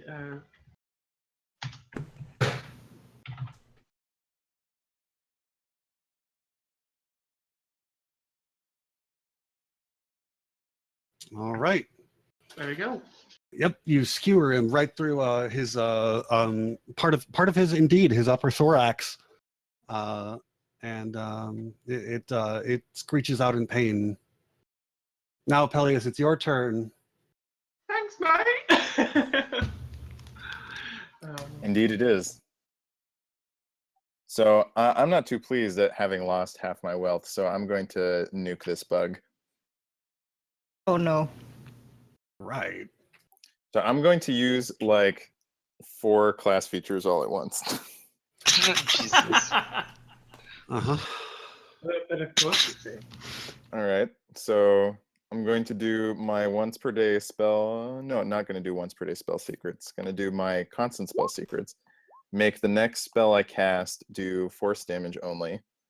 I'm going to use my newly acquired alchemical casting class feature and burn a first level spell slot to do an extra 2d10 force damage on this spell. And I am going to cast Fireball. Holy shit. Poor Yami. For all of us. 20 foot. Yeah. All right, so can you give me the 2 extra D10 force as well? Well, he can aim it behind so that it only gets that, obviously. Would he have the presence of mind to do that? Probably not. I'm trying to tell you, I keep forgetting I've pushed to talk. The origin point is right here so that it only hits the rust monster. Come on, guys. And the kitchen, and the kitchen. Oh, yeah, some of the kitchen. My beautiful some of that kitchen. Oh, Yami's oh. bed. Yami's bed. Yeah, Yami's Use bed. benches to Yami's build- bed. Well, actually, you get the. It won't- You And get, Paul! you'll- Paul the butler! Hit the kitchen. It's a 20-foot radius.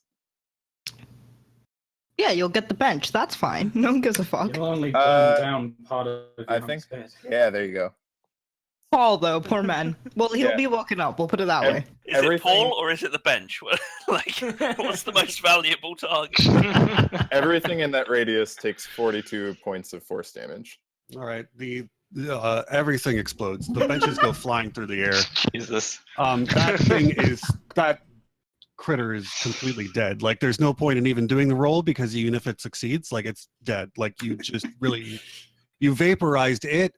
There are splinters of wood that have flown through the air.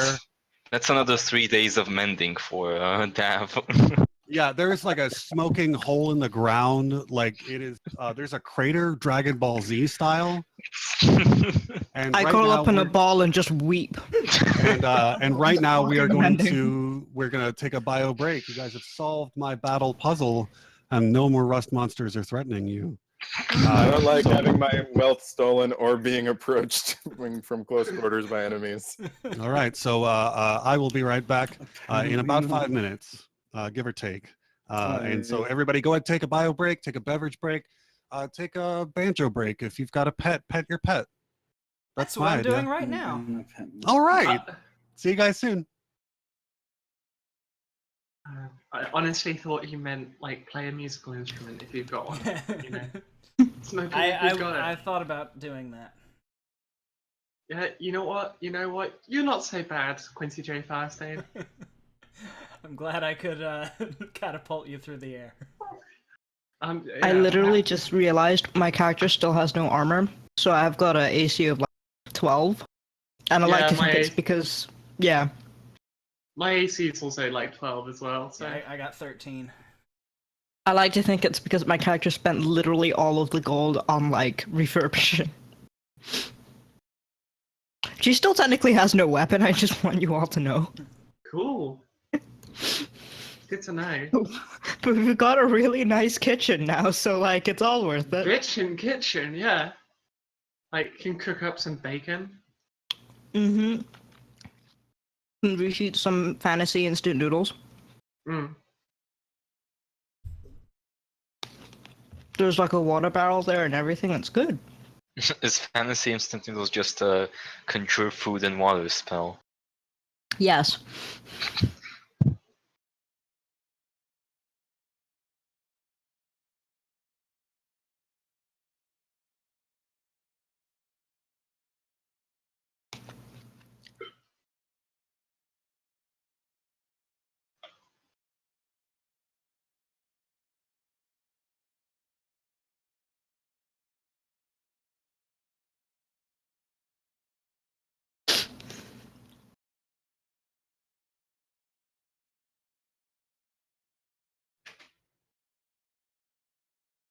I'm watching the video you just put into Discord, Morgan.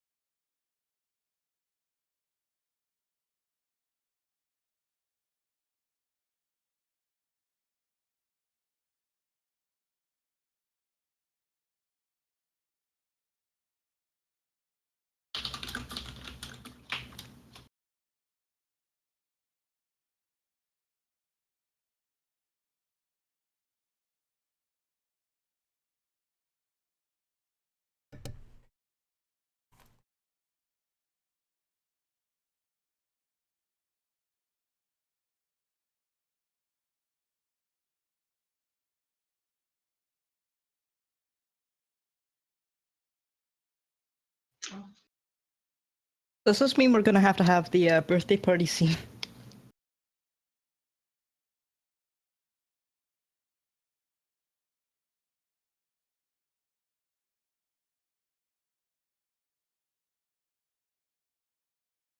Yeah, like, I don't know what's going to go on with the birthday party scene. Mm-hmm. Oh, are there some unexploded rust monsters we could attach their antenna on the party hats for like little dangly bits? At least, like, we're all hale and hearty, at least, so we won't Yeah. be showing up to the party all bloodied and battered. It's true.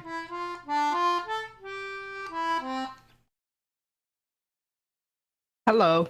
Hello. Have you turned into an accordion? A concertina. Um. I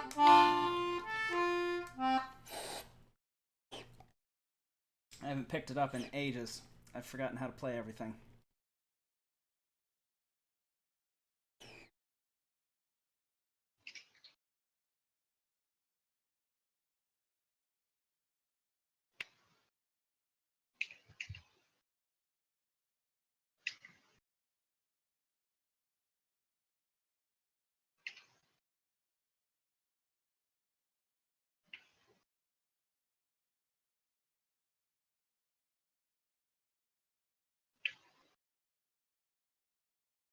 Oh, right. That's what's going on. I take issue with being approached. I'm proud of you. Proud of you asserting your boundaries. Thank you. I also didn't hurt a single friend. Except Paul. Except who? Paul. Oh. Well, Paul wasn't really my friend. Paul's more Was of an acquaintance at best. I mean, is he even alive? Well, Still? just because that's his recovery pew doesn't mean he was there at the time. God, you're doing a real podcast voice. The podcast voice? It's Yeah, it's when you're very uncertain about something. up inflection at the end. Intonation, Yeah. sorry. That's just how people talk where I'm from. That's how Australians talk. Really? Yeah.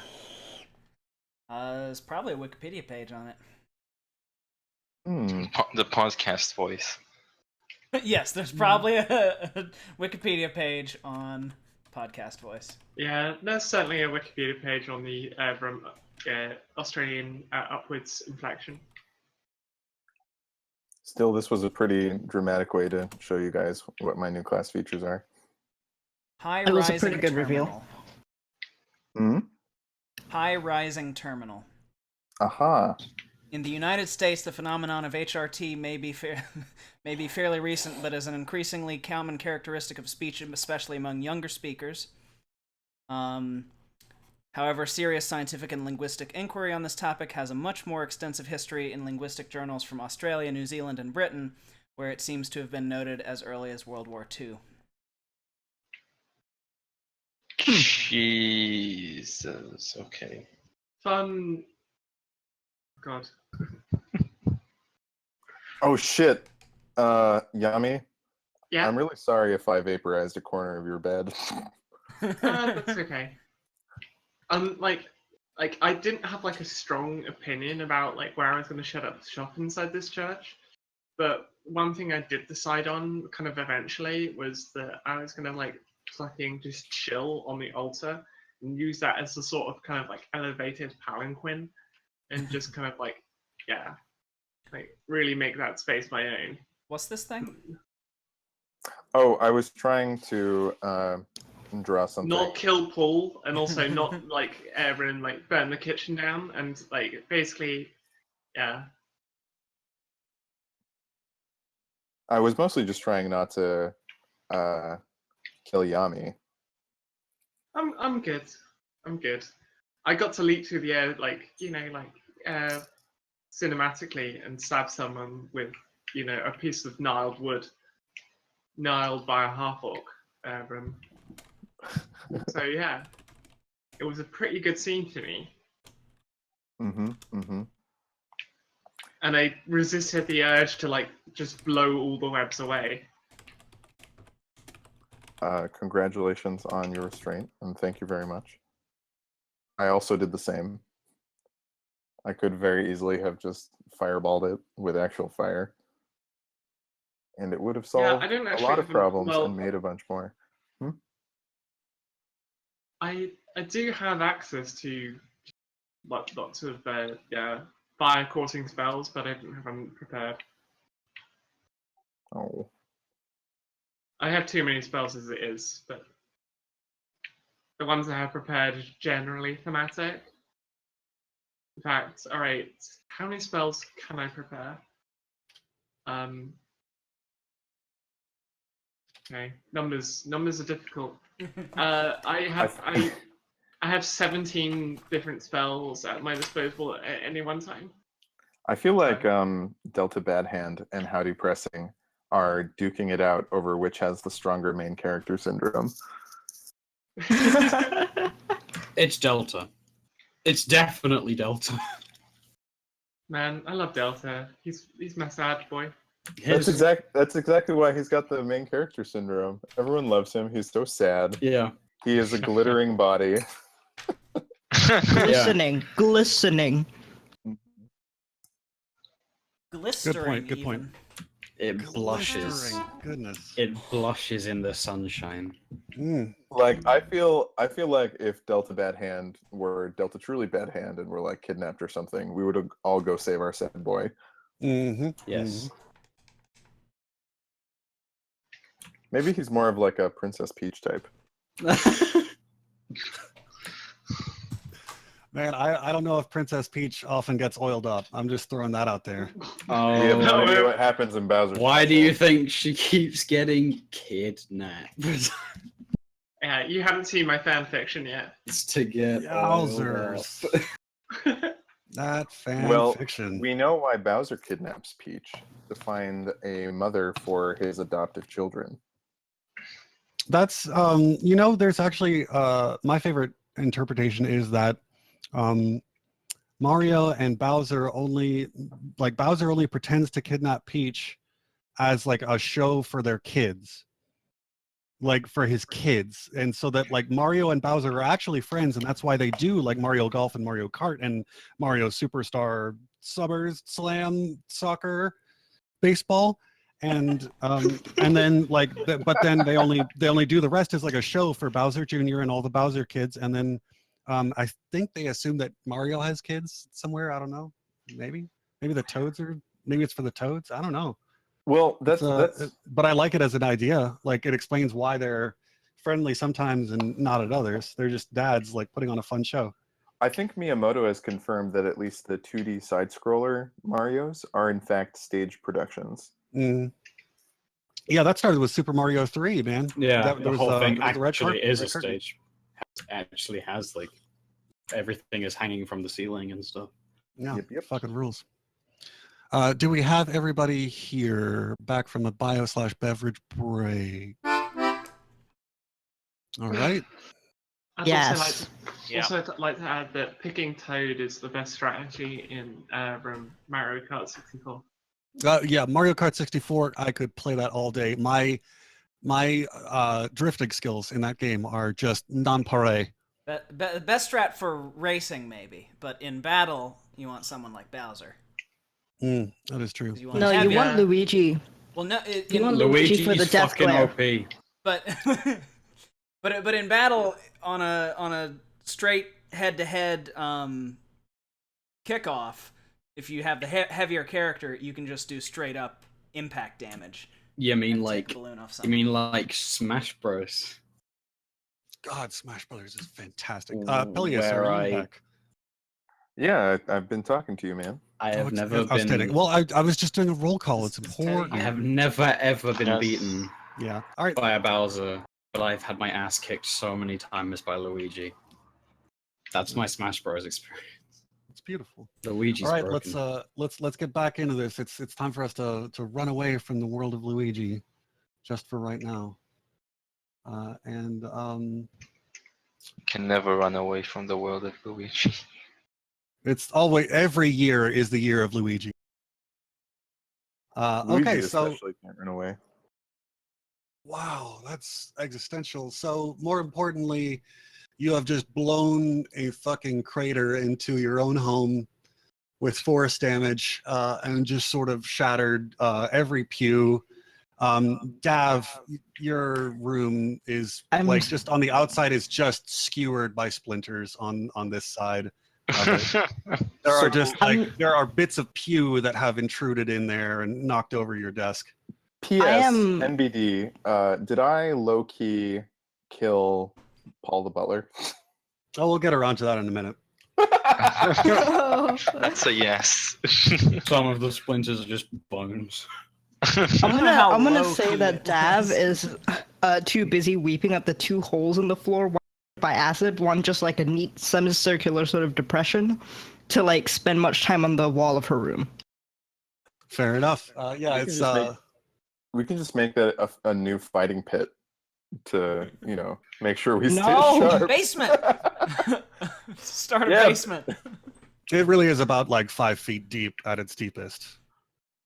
I get on my knees and start crying. I'm good with making the secret compartments. We can have our little hidey hole for any loot. Oh yeah, that Just sounds saying. awesome. It's just a very large, shallow bodies. tiger trap. Yeah, you could just lay a carpet over it, A and really then big somebody carpet. will. Yeah, and then somebody will fall in, and they'll be. That's our No, indoor like trampoline a- feature. A floored over crawl space with a trapdoor for access. Well, I think that's worth considering. Worth considering. This bench has also been kind of blown to all this shit. It is now actually conveniently in the firewood stack. Just kind of landed right there, which is really pretty fair because it's not going to be of much use as a bench. I think after flying about 20 feet. And the smoke is starting to clear. What is everybody doing right at this instant? You have just seen this rust monster completely fucking obliterated by a godly force. I'm continuing to hold up my middle finger, the somatic component of my fireball, with great relish and righteous fury. Sam is holding up his sign. Does anyone need healing? All the butler does. I'm just gonna say a bit much, don't you think? You know, it's I'm a rust staring- monster. I'm staring at the acid burn hole and I'm starting to tear up from all of the mending hours that's going to have to go into this. Yeah. So I'm basically questioning whatever you want's judgment, but also calculating, doing the math to see like how much water I need to turn this shallow depression into a paddling pool. I take off my hat and knock Yeah, it a beach couple day. times to get all the carapace dust off of it. I'm I just say- praising Vilios. I just say to whatever you want, just says to Yami.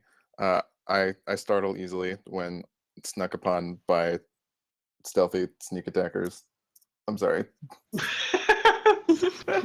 Also, I just got mugged, and that was like half my life savings. How am I going to buy a Half? We have present? tons of money. We have so much money. Hey, look, a joint savings account, right, is all kinds of dangerous.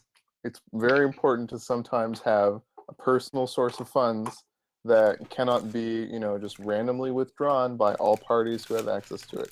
There's only one party. Anyways, 5 gold pieces.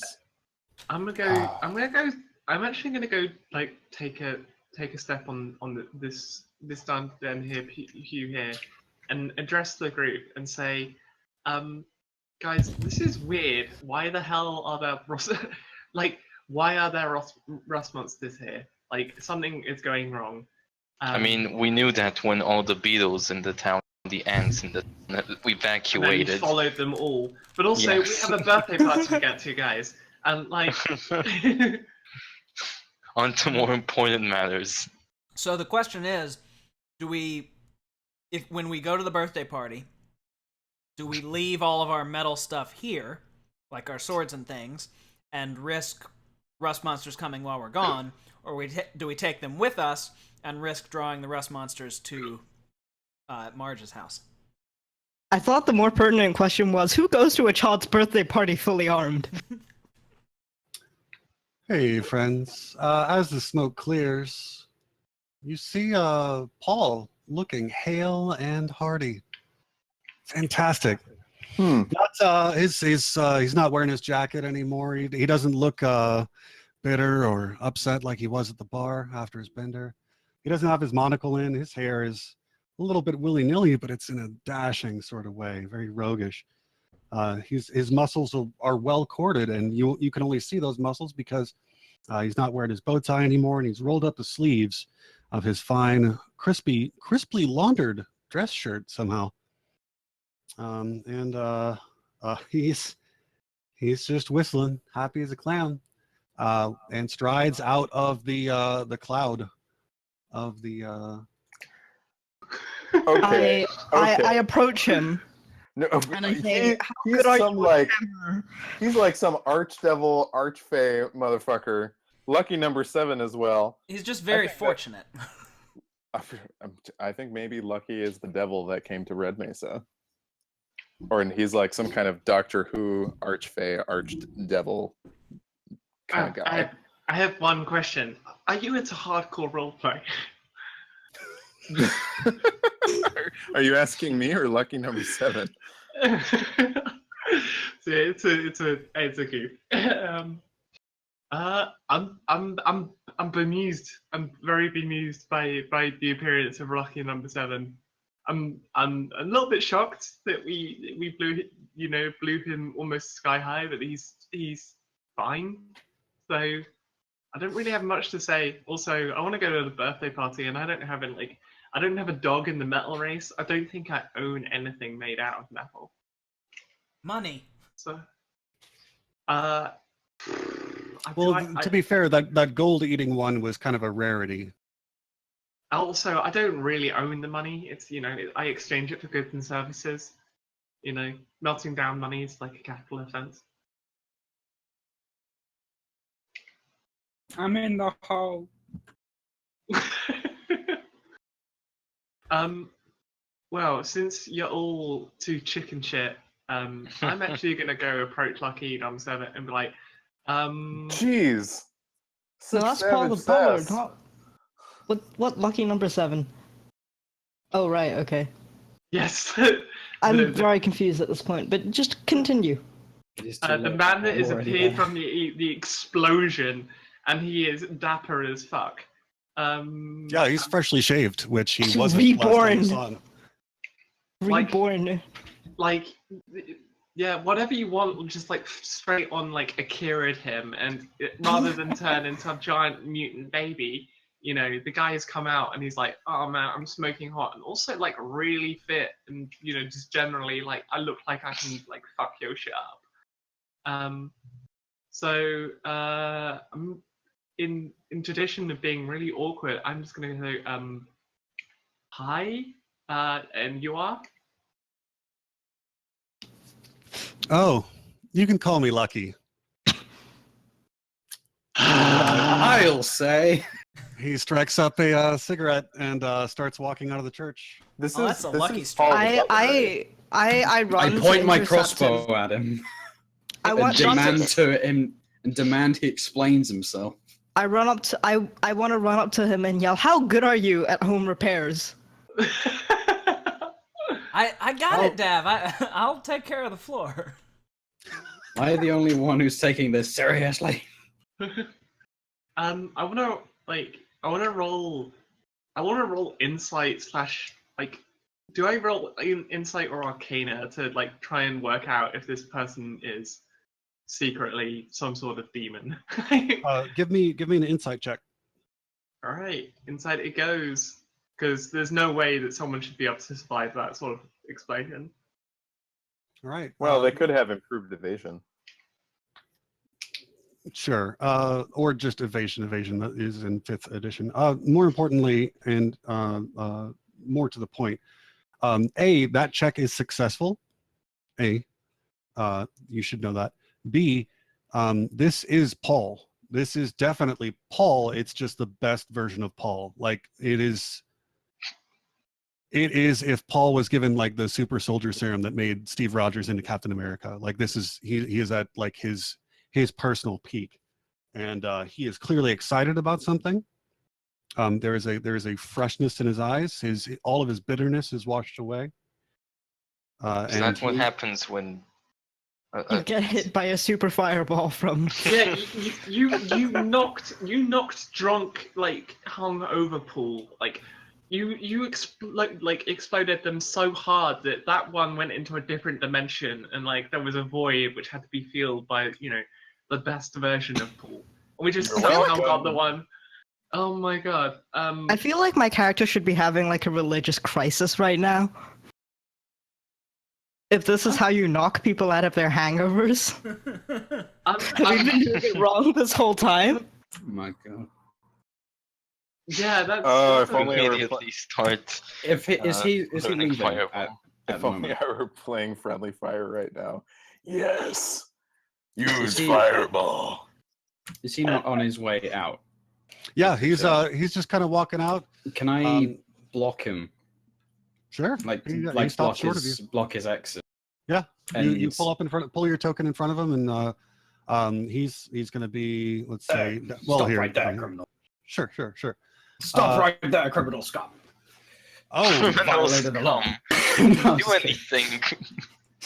his eyes go a little bit wide when you call him criminal scum for no reason. I didn't actually say that. That was out of Fair enough. character. In Right. character, I demand that he explains himself. Oh, I explained to him that he has just survived a massive explosion that tore an entire hole in the floor, and he didn't come out looking. Not only did he come out like not looking worse, he came out looking better, more healthy, as if the blast had somehow rejuvenated him. And I very firmly stand up to him and demand that he explains what the fuck is going on. Also- he says, I guess I'm just lucky. I think they I don't know. And sorry, I realize whatever just happened must have been pretty weird, but I've actually got an appointment to go and see my wife. I throw a perception Does anyone check remember to if see if Paul he's had a wife? bullshitting. You remember that Paul was very upset about his wife. Is his wife Marge? Can I throw a quick perception check, a religion check, to see if there was the interference of the gods? If not, I'm just praying. Hit me with that religion check.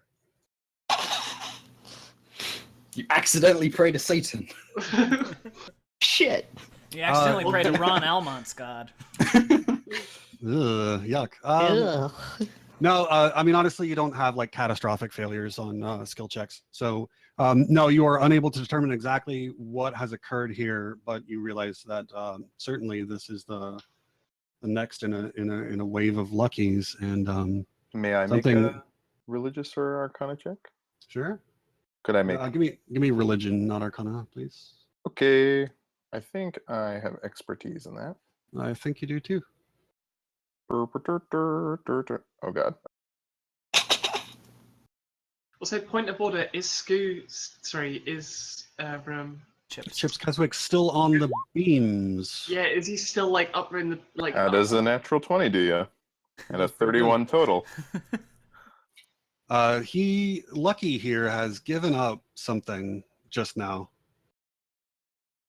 and kind of earned a reward. What's the check you need to see if someone's still got a soul in them? Detect soul. Does anyone have detect good and evil or something? I mean, this dude clearly just made a grand bargain. This is much bigger. This is they're selling your soul and then they're selling something else. Someone else's soul. Maybe he sold his wife's soul. Maybe we should. Maybe he did it as a twofer. We have someone who is our resident follower of things. Wow, sick man. Maybe we should. An extremely polite way to say stalker. Resident follower of things. Birds can't be stalkers. I want to follow the Beatles.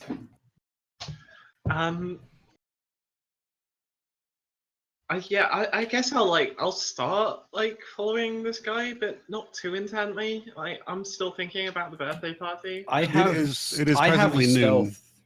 I have a stealth I have a stealth skill. I'm proficient in stealth, I think. I think that our friend Paul / lucky number 7 / seventh person to sell their soul that we know of probably won't actually care all that much if we follow him based on how he's acting. That is probably true, actually. How about we just nonchalantly follow him, pretending to be his posse? We're your fans.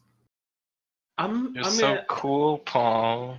I'm gonna remind Davin to pick up. Flex for us. You can just be as terrifying. No, yeah, I'm gonna grab my party hat and with my other hand, I'll grab the birthday gift I have prepared, and I'm just gonna start running for the birthday party. It is presently noon. Birthday party is at 1. Yeah, As everybody kind of leaves the cathedral, you see that the bug menace is over, and that all the bugs are cascading down the side of the plateau on which everything is, and so it's just produced like a living waterfall, and it sounds like an endless array of coins falling into a purse off the bluff. Many of them wind up on their backs, skittering, trying to right themselves, even as they're plummeted upon by other, sometimes larger bugs. The quiet left behind is frankly eerie after a cascade of white noise that lasted for nearly half an hour earlier.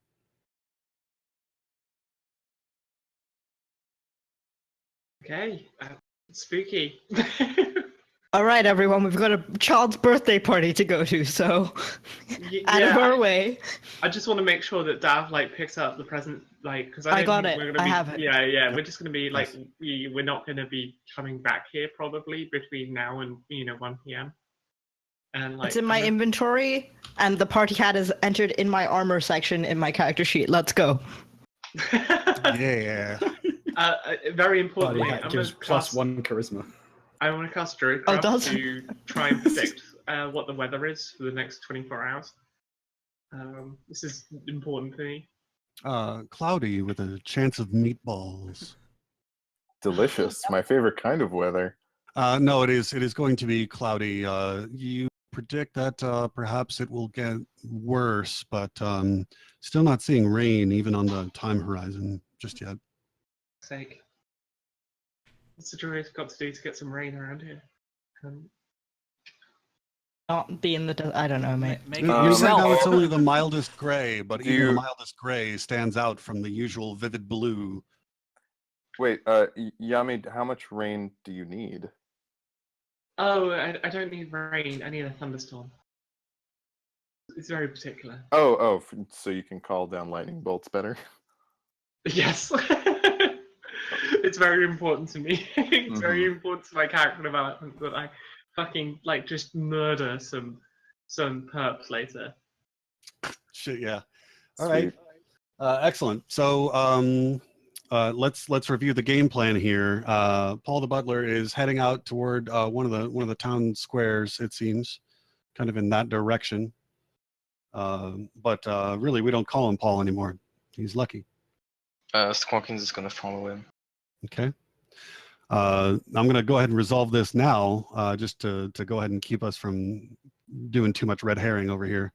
You see Lucky meet up with a beautiful woman just outside of a cemetery nearby, and they God, meet each other. They kiss passionately. these goths these days. Jeez. You know the sailor who kisses the girl at the end of World War II. Right, yeah. In that picture, it is of that boldness, that love, that great there's a genuine dip. love. They're Yes, doing the dip. Yeah. yes, they do a dip, and there is that kind of extravagance to this regained love that indicates rather a lot to you, I think. Draw your own inferences, but it is that level of embrace, and they go skipping away, presumably back to Paul's house in the outer edges of the. He has a shed that he lives in now after losing the Lucky estate on the outer edges of town, and that is what Squawkin sees over the course of the next 2 hours. So some good ant following there, and let's. I'm just kidding. That actually is probably some useful information for you, hopefully, to get the idea of maybe what perhaps he sold and what perhaps the terms of that bargain were. I just had to run and like help my dog not kill herself. So just to repeat what you just said. Oh goodness, that was rather a lot. Somebody else repeat it for me. Thanks. I got to the part about the kissing and then had to run. Okay. Yeah, Lucky that's very went good. to Then. a shed. And the kissing lasted 2 hours. Yeah. Yes. All right. Thank you. And that is what Squawkin sees. And now you guys are to the important part of this entire event, which is Clyde's birthday party. Yes. Woo! Let's go. All right. So you guys, I need to double check something real quick. I try to look as festive as possible. Oh yeah, excellent. Are you decked out in like party hats? I like the color scheme that you've got there. Are you doing this lavender and pink color scheme? Well, I've got a very ominous black cloak on, says my inventory sheet, but I like to pretend I try to, jazz it up with a hat and maybe sort of like a, the goofy like happy birthday glasses you get with like the cake. I'll try to find you all a picture. I know what you're talking about. Yeah. You could like splatter white paint on your black cloak and make it look like a cloak of stars. Not unless it washes out. Really? It's just paint. I don't It have wash custom off. invitation. Yeah, like that. In the spirit it's in of the Discord. birthday party, I've put on my rims, like my rimmed stereotypical cowboy hat. I've put some glitter on it. Oh, very good. Very good. So now it looks festive. I call that the Kesha. Now it looks festive. Literally, in my sheet it just says hat, but now it has glitter on it. I'm turning around frantically and I went, oh god, did anyone get a cake? Oh no, you already knew that Marge is a very competent cook. She loves baking and pastries and breakfasts. That's how she makes her living, is by selling coffee and pastries each day. So she is herself a baker of fair repute. When Squawkins gets here, I put a party hat on it. Excellent. That's what I like to think about. A fun little bow right there. Fun little bow. And I have a little birthday gift for Clyde. And it's really awesome. it's just a little stuffed toy bear that I picked up from the market in a little box. And it's just happy birthday, little guy. Just like a little card inside. All right, so you guys show up at turning like 14. You guys he's turning 15. His sister is 16. I give Clyde a stoppered vial with a basically the equivalent of a stink bomb potion inside. Beautiful. Nice. That's a great one. He loves playing practical jokes, to be sure. Now, when you get there, are you guys? You see the door is ajar, and you can knock, or you can just waltz right in. You can hear the kids are laughing already. I'm absolutely knocking. All right, you knock, and Marge answers the door, and you see that her veil is slipped a little bit, and she quickly reattaches it before you guys before inviting you guys in. So everybody, give me a perception check, please. 1 second. Whatever you want, you do not have to.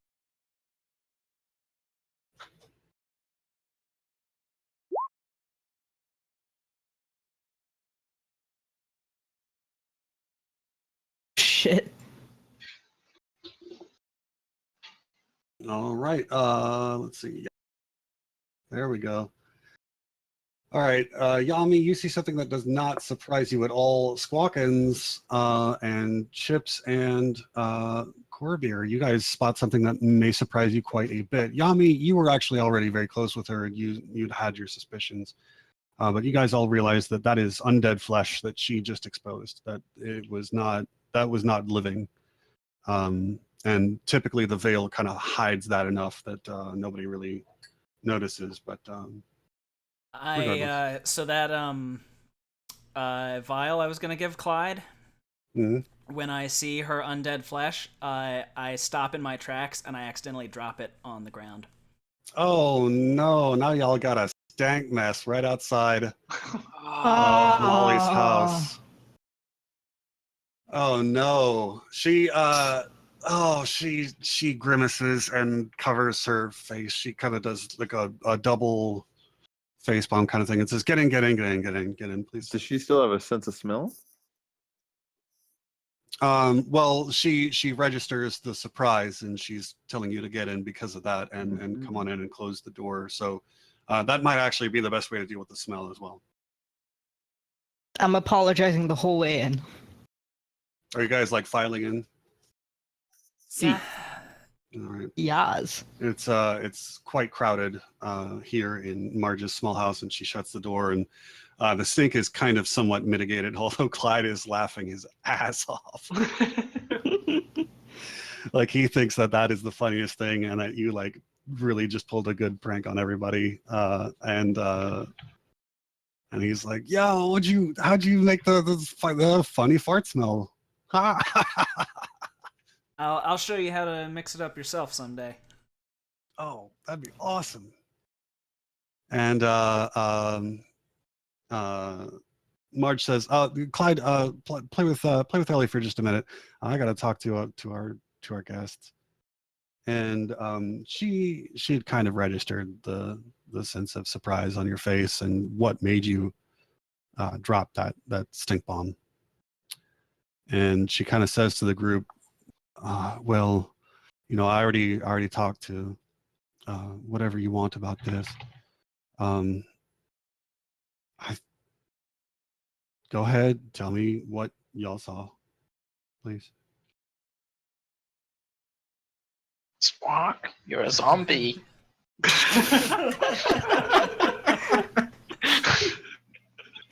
Now that don't know exactly whether that's true. I don't know. I will go ahead and tell y'all the same story that I told. Whatever you want. Sam passes a note that says the ceiling is 35 feet high. And gives like a little smile and a thumbs up.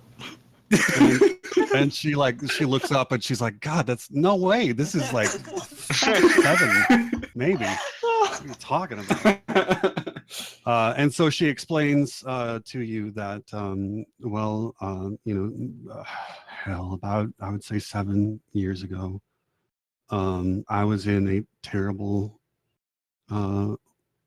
accident out on the road, and a horse just trampled me, and everything flashed, and then everything went black, and I knew I was dying. And at that time, someone said to me, "Do you want to sell something to me so that you can stay long enough to raise your children?" I will tell you now. I said, "Name your price. Anything in this world." And You must change your name to Lucky. He named it. He named his price. And then he said, "Do you want prosperity too? You want your wildest wishes?" And I said, No, I don't care for that. All I care about is for my kids." All right. And I got up off the street and I went home, and I've been raising my kids ever since. I take my party hat off, and in a very somber voice I say, "In a way, I think you're going through the worst hangover of them all." That's deep. Amazing. Incredible. This is the best. She grasps your hand. She looks at you. That's and what she says, Via looks like right now in this somber scene. Fuck yes! Oh, Yes, I yep. do. Yep, there we go. That is quite good. Oh. Talking that in the chat. Yeah, like Despite my previous aversion to all things Click through on that, necromantic, Uh-huh. I already did. All right, thank you. yeah, I kind of respect Marge's choices to basically do what she needed to do at all costs. I admire that sort of kind of desperation. So yeah, I'm not particularly perturbed, but a little kind of perturbed. I mean, she does clarify kind of immediately, like, y'all know I don't eat brains or nothing, right? Out She of looks at the character. bird. She looks at the bird, kind of angry, kind of like insulted. Yes. Out of character. Yeah. Everybody, please refresh roll 20. Refreshing now. Thank you. All right, we good. Hey.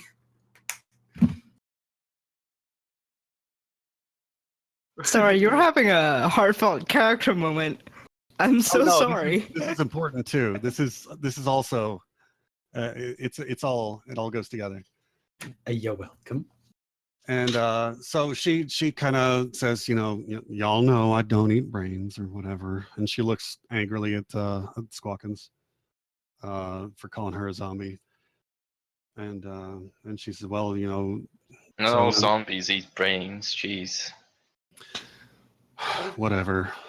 Anyway, the point is, I'm just trying to raise my kids, and I don't even know how long I've got left. Anyway, let's just try to have a good day today. Let's have, for Clyde's sake. And she goes to you, Davern, and she holds your hand where you've taken your party hat off, and you're kind of somber, even though you're still wearing your sunglasses, which are totally dope. And she takes the party hat from your hands, even as she's grasping you for support in this trying confessional time. And she puts the party hat on over her veil and tucks the string under her chin. And it looks pretty silly. It's perfect. There you go. And I wipe a little tear away from my eye. Aw. Can Yeah, I? so just picture this with a really good party hat right on top of the.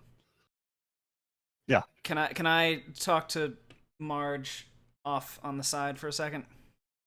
Yeah, sure. She says, "All right, everybody, let's go and talk to Clyde for a minute. We just gotta wait for this cake to bake. Why don't you come on over here then?" And she, this is a small shack. You don't really get too much privacy, but you get enough to where Clyde and Ellie are laughing at each other, running around in circles. They're playing tag right now. Do you guys want to play a little bit of tag with them? Maybe some duck, duck, goose. Yes. Excellent. I run off to play tag, one hand keeping my glasses in place. I'm pretty sure I left Helen here, right? So she is also playing with the children. Okay, there you go. Outstanding. All right, Oddward, what do you need to say? I just want to tell her apologize for what happened at the door, and just briefly explain that on the previous day I had a very intense run-in, and she reminded me of it, and I was caught off guard, and I apologize about it. Oh, that's true. Remind us about what that run-in was. There was some undead something that was after me. However, the difference between... No, I mean out of character. Give me these deets. No, that's what I was doing. Oh, right. Okay, sorry. I'm out of character right now. There was an undead revenant, I believe, who was coming after me and saying my name and groaning and ever advancing, and we took care of him in Almont's church. He was previously in life a dude named Sean, who I had thought I had killed accidentally during a routine demonstration, but he was actually buried alive. He was paralyzed, and he crawled out of his grave and came and sought me down. But now in this scenario, I can clearly tell that she is a different type of whatever than Sean was, because she is clearly capable of communication and normal functionality. Right. Okay. Great. Thank you for the recap there. All right. So at this point, the stink of the stink bomb has mostly resolved itself outside. It's been blown away. In fact, I bet Yami, I think, just kind of druidcraft gets some of that out of there, because Clyde asks if they can go outside to show, because he wants to show something off, and he's got a box in his hands. Okay then, let's follow that. All right. Yeah, So I'll engage the whims of a 15-year-old. yeah. So Ellie is 16, and she comes out there with you. They're both in bare feet, patched up clothing, hand-me-downs. And you see outside, you see that some lines have been chalked on the oddly grassy lawn. Like, this is a desert place, but there is a lawn here, and the reason is because Marge is just so fastidious about keeping a great household and a great environment for her kids. So there's a little bit of chalk on the grass there, and he kneels down at one end and he gestures for you guys to come on over and check it out. He opens up the box, and inside you see that he's caught 4 frogs. One of them is really extra fat, and one of them's stripy, and one of them is bright green, and one of them's dark green.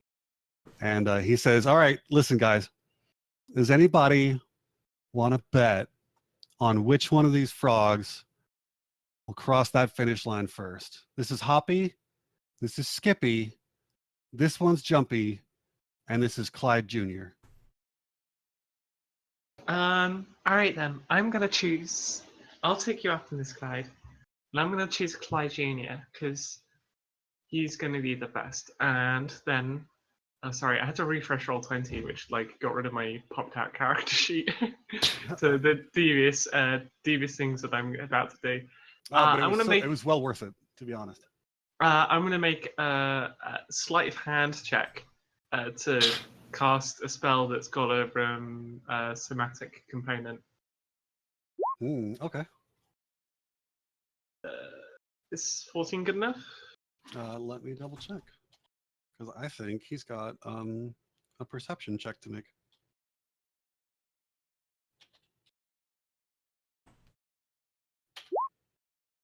There we go. All right, you achieve. What is it that you're trying to achieve there? Okay, yeah, just 1 second as I find the spell. I am going to. Could I make a perception check as well? Sure.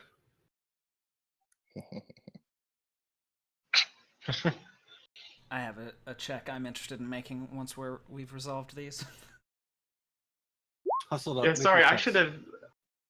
Ha 19. I should have just done this as a discreet whisper to DM, so that you guys can't. Anyways, but anyways, since I've fooled Ellie, I'm going to Clyde even. I'm going to cast a Long Strider on Clyde Jr. Fucking awesome. Holy shit, I love that. Okay, great. Oh my god. That is perfect. I think, Okay. and I tell Clyde, I think Clyde Jr. is going to win because he's a lot like you. And then I'm going to put, what's a small amount of money? I don't want to be a complete dick here. I'm going to put 1 gold piece down on Clyde Jr. winning. His eyes go wide. He's like, that's a little rich for my blood. I don't think these kids have a lot of gold. And he drops a copper down. Oh, okay. This is great. This is great because I get to show my awkwardness of dealing with just dealing with Money. people. Yeah. I would like to talk to this frog, who I've seen as magical enhancer.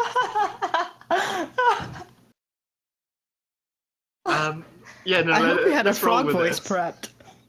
I can, as you know, speak with small beasts. Well, hang on. Let's resolve with Zoe first. Yeah, sorry. Yeah, let it be known that I'm basically happy to like lose this, lose this gold to Clyde. Pretty much whatever He happens. says like, those are pretty good odds, and he kind of laughs. And he's like, you know what? All right, that's all right, great. And he kind of gets a big grin on his face. He's laughing because he thinks Clyde Jr. will win too, but he's gonna bet against you just to see what happens. He's just excited at even the prospect of winning that. Okay, and now we've got you are going to speak to the frog. The frog does not apprehend that it has been affected by a magical spell. Oh no, I mean, I'm. That wasn't the purpose of me talking to it. All right, what are you? We're gonna have just a real doing it? conversation here. Mm. Let's say, hello. What's your name? What's up? Oh God. All right, what's up? What do you think of your two friends here? There's three of them. Buds. Buds. All right. What would you think of them if I told you that if in this next race you have here, if some unfortunate accident should happen, like I don't know, if you were to try to eat one, or just bounce on one's head until it stops moving, how would you feel if I offered you as many worms as you could ever want? The most worms, the most food you've ever seen in your life. Would you make that deal? Wait. Okay, so you confused me, a human being, with what you just said, and you are talking to a frog. So I'm going to need you to restate that for me, because I'm. Are you asking it to murder one of its compatriots in the race? And maim the other one for as And much maim food the as other they could one. ever want. And just to further clarify, Yami is betting that Clyde will win, so she's going to take the kid's money, right? Yes. And she's buffed the frog. So Yes. it's a scam the kid. I'm just making sure, okay? Yeah, but the thing is though, like, yeah, Mike, my full disclosure here, like my end game essentially is that Clyde Jr. is going to win, and Clyde's going to be inspired by Clyde Jr. because he's the best, and then I'm going to give him the money back because I'm not a complete arsehole. I want to base. In fact, maybe it's even more arsehole to make him feel like he could have won one gold, but and then I'll give him the gold anyway. All right. Okay, so the frog says, "No, buds." He doesn't want to like eat his friends. They're actually his friends, dude. Buds. Wise. Wise. It's a very wise frog. Okay. All right. I will remember this. What's Kind. up? Kind. Buds. Can I make some sort of check to not to see if, not because of Yami's spell, but to see if I think Clyde has tampered with the frogs in any way? Yes. Give me a investigation, please. An instigation? You fight the frog. I think we've got quite enough of that going on already. I was hoping it was going to be insight. Oh, not bad. That's pretty solid. Yeah, there's been no tampering by Clyde for sure. Okay. He thinks Clyde Jr. He likes that one the best because it's got a cool racing stripe. But he has bet against Clyde Jr., right? Yeah, he had to, but Okay. he wasn't. He was Clyde Jr. was his first pick, but like even the possibility of winning a gold is so tempting that he had to get in on that action regardless. Can I make a sleight of hand check To feed some ball bearings to Clyde Jr.? What?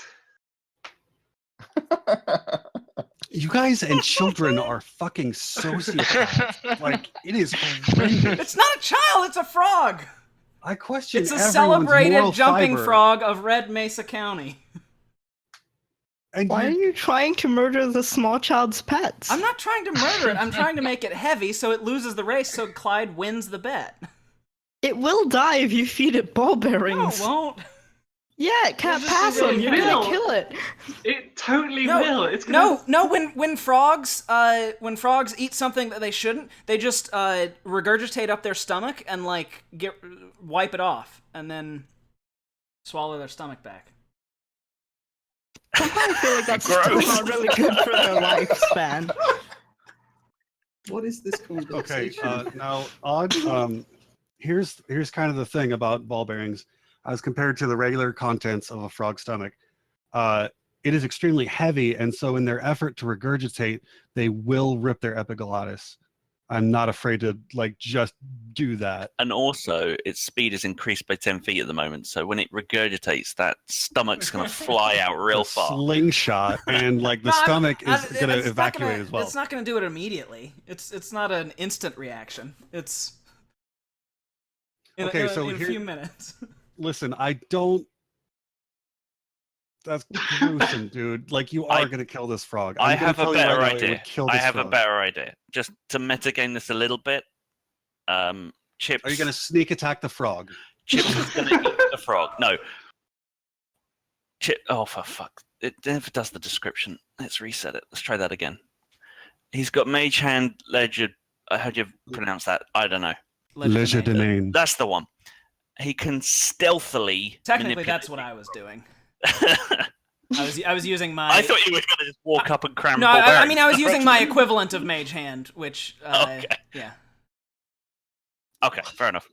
All right. But I mean, It'd be just easier to hold the thing back for a bit while the other frogs win. yeah, and that's how I'm doing it. I'm holding it back by feeding it ball bearings. Fire its stomach.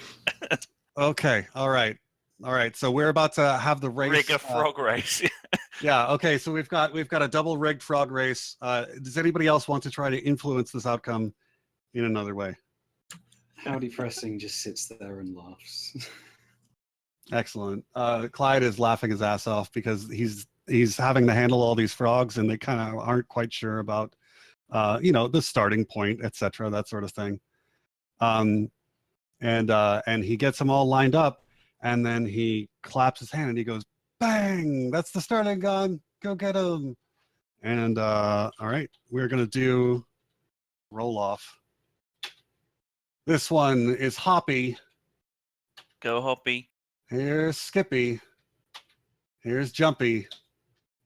Clyde Jr., Oh, however, gets 29 on account of that long strider. So with the What about being held 29, back? that's right. I'm going to ask you to give me a dexterity check, and that result will be subtracted from the 29. Give me an unskilled dexterity check right at the bottom of the skills tab. So you're not letting me feed it stuff. No, I'm. That's gonna count as both of your mage hands.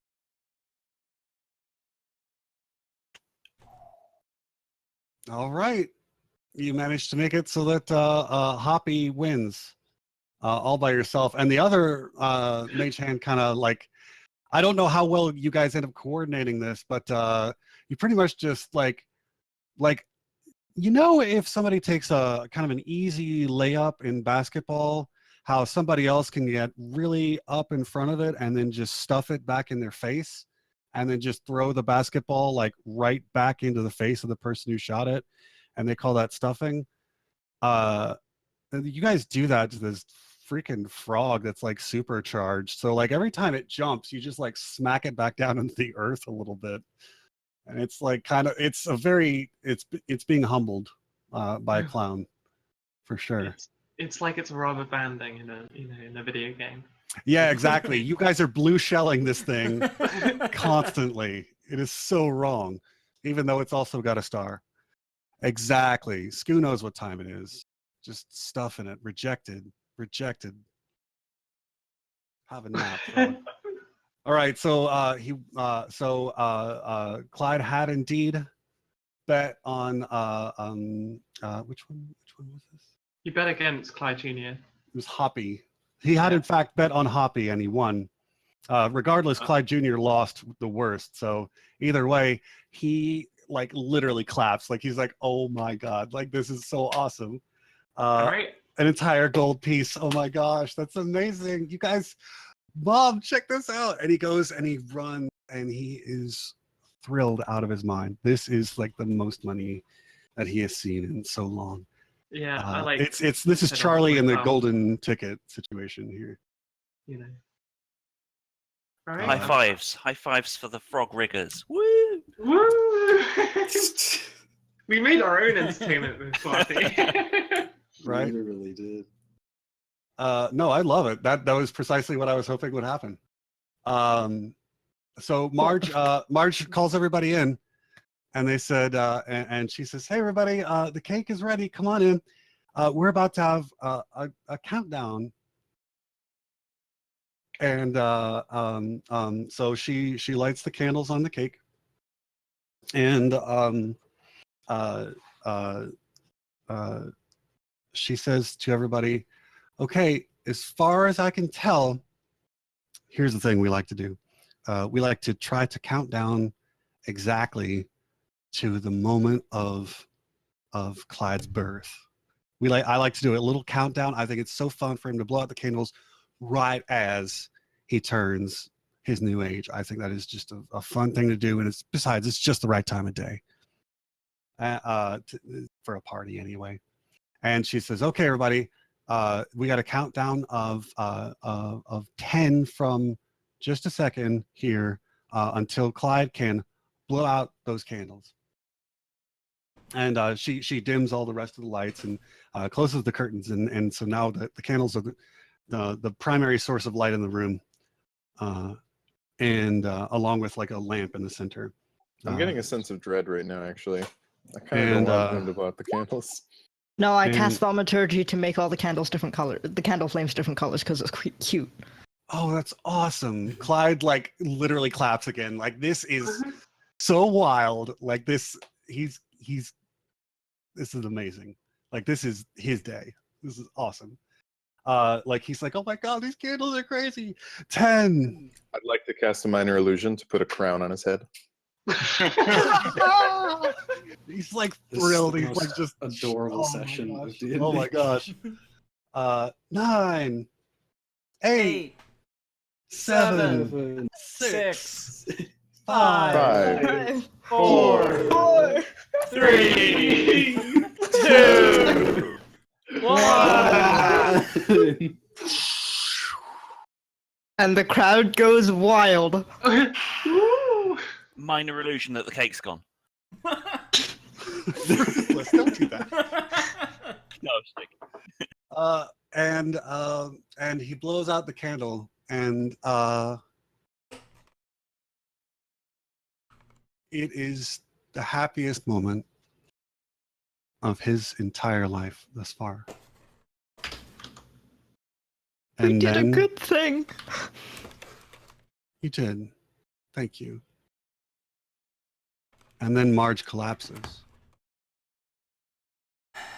How could you do this to us, Blaze? I had a feeling. There was a jaunty party hat on and everything. All right. Ah. Time for action, man. What happens? Sorry. Marge died. Oh. Again. That's brutal. Marge died. Wait, quick question. So, on the second death, did Marge technically die from old age, or? Well, no. Clyde has now been raised. The deal is finished. She lived long enough to raise Clyde. Just for cool. Just for the benefit of like everyone in the room, can I just do like a medicine check?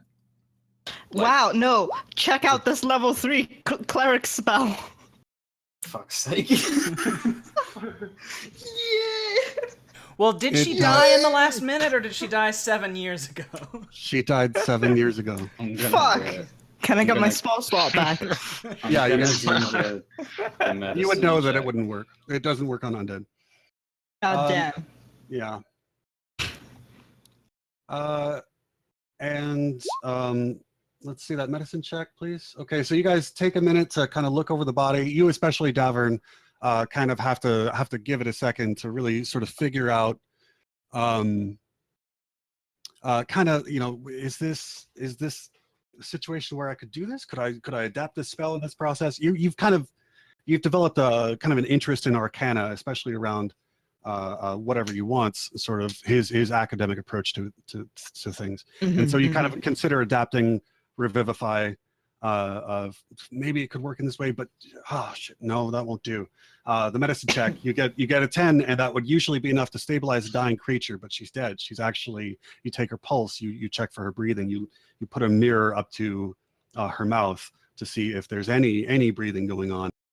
You quickly administer CPR, which by the new standards, by the way, is only doing chest compressions. You don't do the mouth breathing anymore. You just do the chest compressions to the beat of Staying Alive by the Bee Gees, and you do that just kind of continuously. One bites the dust. Or another, the same beat exactly. And yes, You like to try to be optimistic, though. and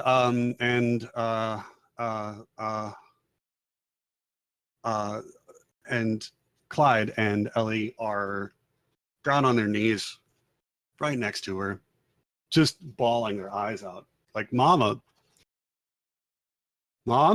please wake up, Mom. Please. No, Mama. Please come back. And Clyde just pushes you off. Howdy just pushes you off of her. And he says, please. And as if some kind of prayer was answered,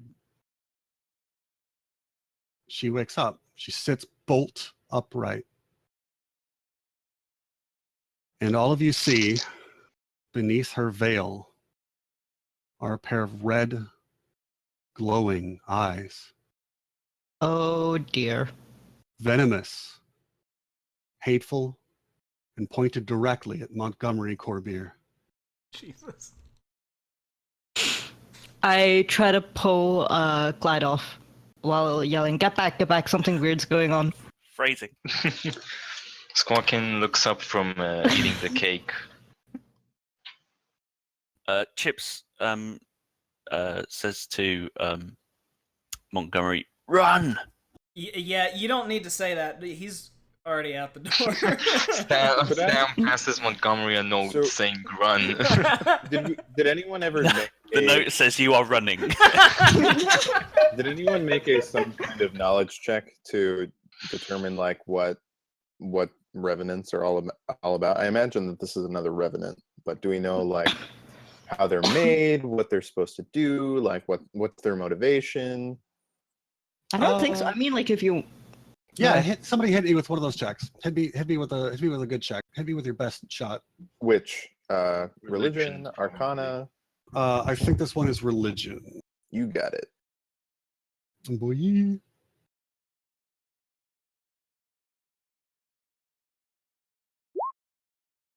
Has Nice. a 22 do you? 22 does it so solid. So the deal is that this thing regenerates 10 hit points at the start of its turns. It will beat the dog shit out of you with its fists. It has an unnatural strength. It is only motivated by destroying Montgomery Corbier. It is powered by its own vengeance, and it has developed its hatred. You happen to know from Corbier's mentioning it. It developed its hatred nearly a year ago, almost exactly on this date, a year ago.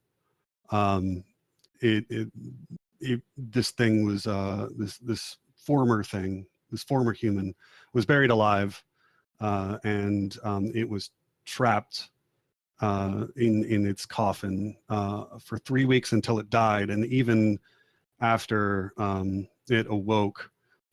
Even with the raw power of the Revenant, it still took nearly a year to scrape its way up through the dirt and then to cross hundreds of miles of desert to get to Red Mesa to get its revenge on Corabir. You have to kill a revenant, and then it can return 24 hours later in the form of a corpse nearby. It inhabits a nearby corpse on the same plane. Interesting. Which is what it has just done. This is in fact the same revenant as before. And you can keep it from doing so by casting a wish spell between while it is not killed, or while it is not in possession of a body. Is It sounds like the better thing to do would be to restrain this thing. Does it have to be like a normal something that you would play as a player character? That type of corpse? It couldn't take over like an animal's body. That is correct, yeah. So we need to get the kids out of here because they don't want to see their beloved mum getting beaten up, basically. I'm gonna say that Dab's like trying to usher them all out of the house, like as quickly as she can. I instruct Helen to take them elsewhere. Having once, she should have the requisite experience to be able to look after children for a while.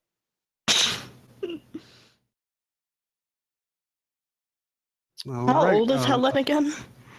A day or two. All right. Depends on how you count it, and you don't know that. In dog years.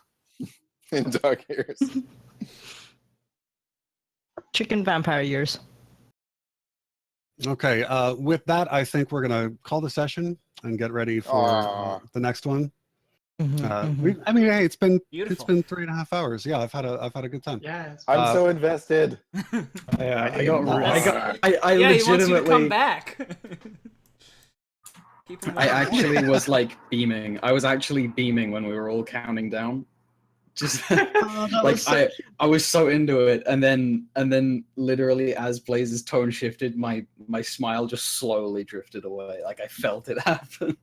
Yeah, and like we were told this was gonna happen, and I certainly didn't see it coming. Who told you it was going to happen? Was it Marge Blaze? did. She said. Yeah. I mean, we knew that from the past, but in character today, we knew again that she was only around until she had raised her kids, and all we're of at her a birthday. kids. Yes. Clyde's not the youngest, right? Yes, Clyde is the youngest. Clyde Ellie is is the youngest. older. Yep. Bummer. How old? They're It might have been just I wasn't paying very much attention, but like that did actually catch me off guard. How old is Clyde? Clyde is now 15. Ellie is the age 16. of manhood, I guess. I mean, does that count as raised? You tell me, Ted. Why don't you tell me based on this story that just happened? Why don't you tell me whether that counts? Do you think it counts? I don't think it counts. Whatever malicious force has done this deal with her is clearly thinks it does. Yeah, I'm kind of pissed that I didn't get to ask her who this malicious force was. Oh, As my namesake suggests, I think it's incumbent upon me to raise them as my own. Oh dear. Oh no. Oh man, the world doesn't need any more chicken vampires. The transformation into daddy gnome legs really it's complete. I also just want to say that we keep trashing the church that we're supposed to be living in. It's very upsetting. We've only done that once. I prefer to use the term No, remodeling. twice. The Revenant was there. No, the Revenant was in Ron Almont's church. Oh, right. Okay. And you mended that, so that was fine, actually. Okay. Veer, I prefer to use the term remodeling. It's not trashing. Don't remodel over my remodeling. Well, to be fair, your room is perfectly intact. Yeah, your room and the kitchen are fine. Well, everything is forgiven. Except for the bench that went flying through it, but yeah. It's pretty. You can it's in always good make shape. another one. Although I did legitimately actually skip what happened with the frog race. What happened to the frog race? We rigged it so that he would win some money. It was rigged We by had 3 a different s- people. A supercharged. So I got everyone who rigged it had a different agenda.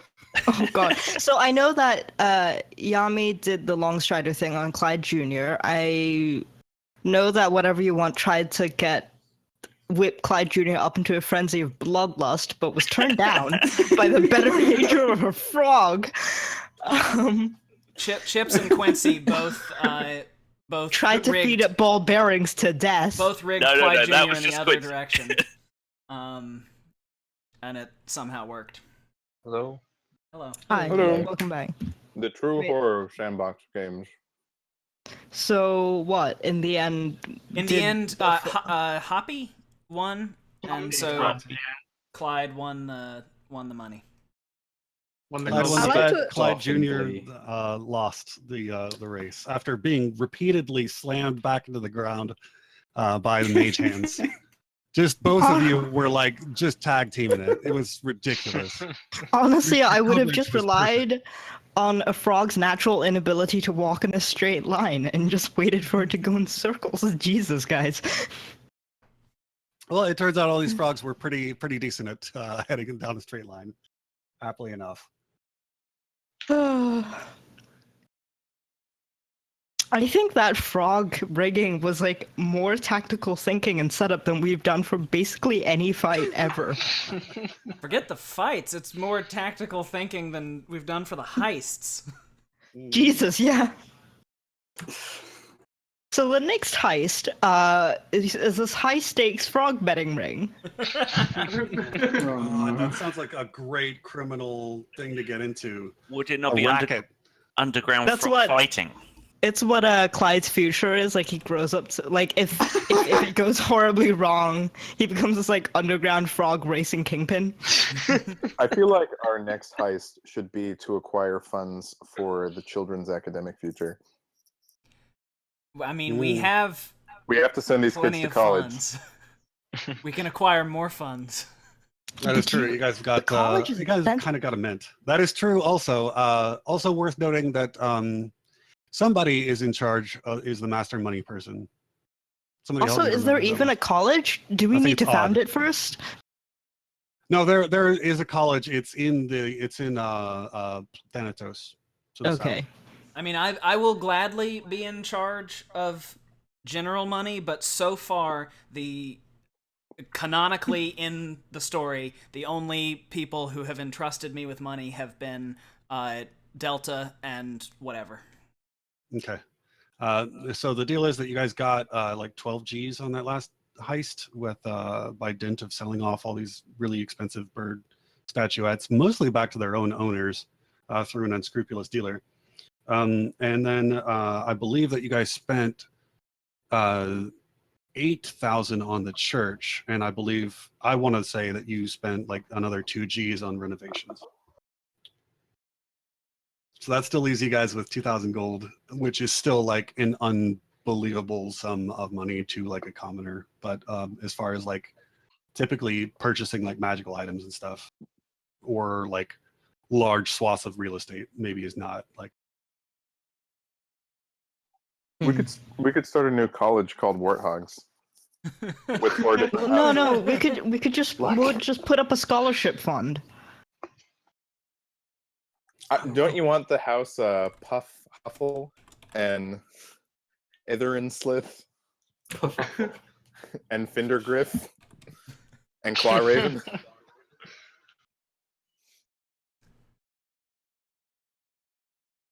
All right, my friends, I've got to go and get something to eat. Same. I actually forewent lunch prior to you should feed doing all this. yourself. Well, you know, I like to, like Sherlock Holmes before me. I like to stay hungry while I'm on something. It helps me stay focused. All right, fools. I will catch up with you guys later. See ya. All right. Bye. Take it easy. I had a good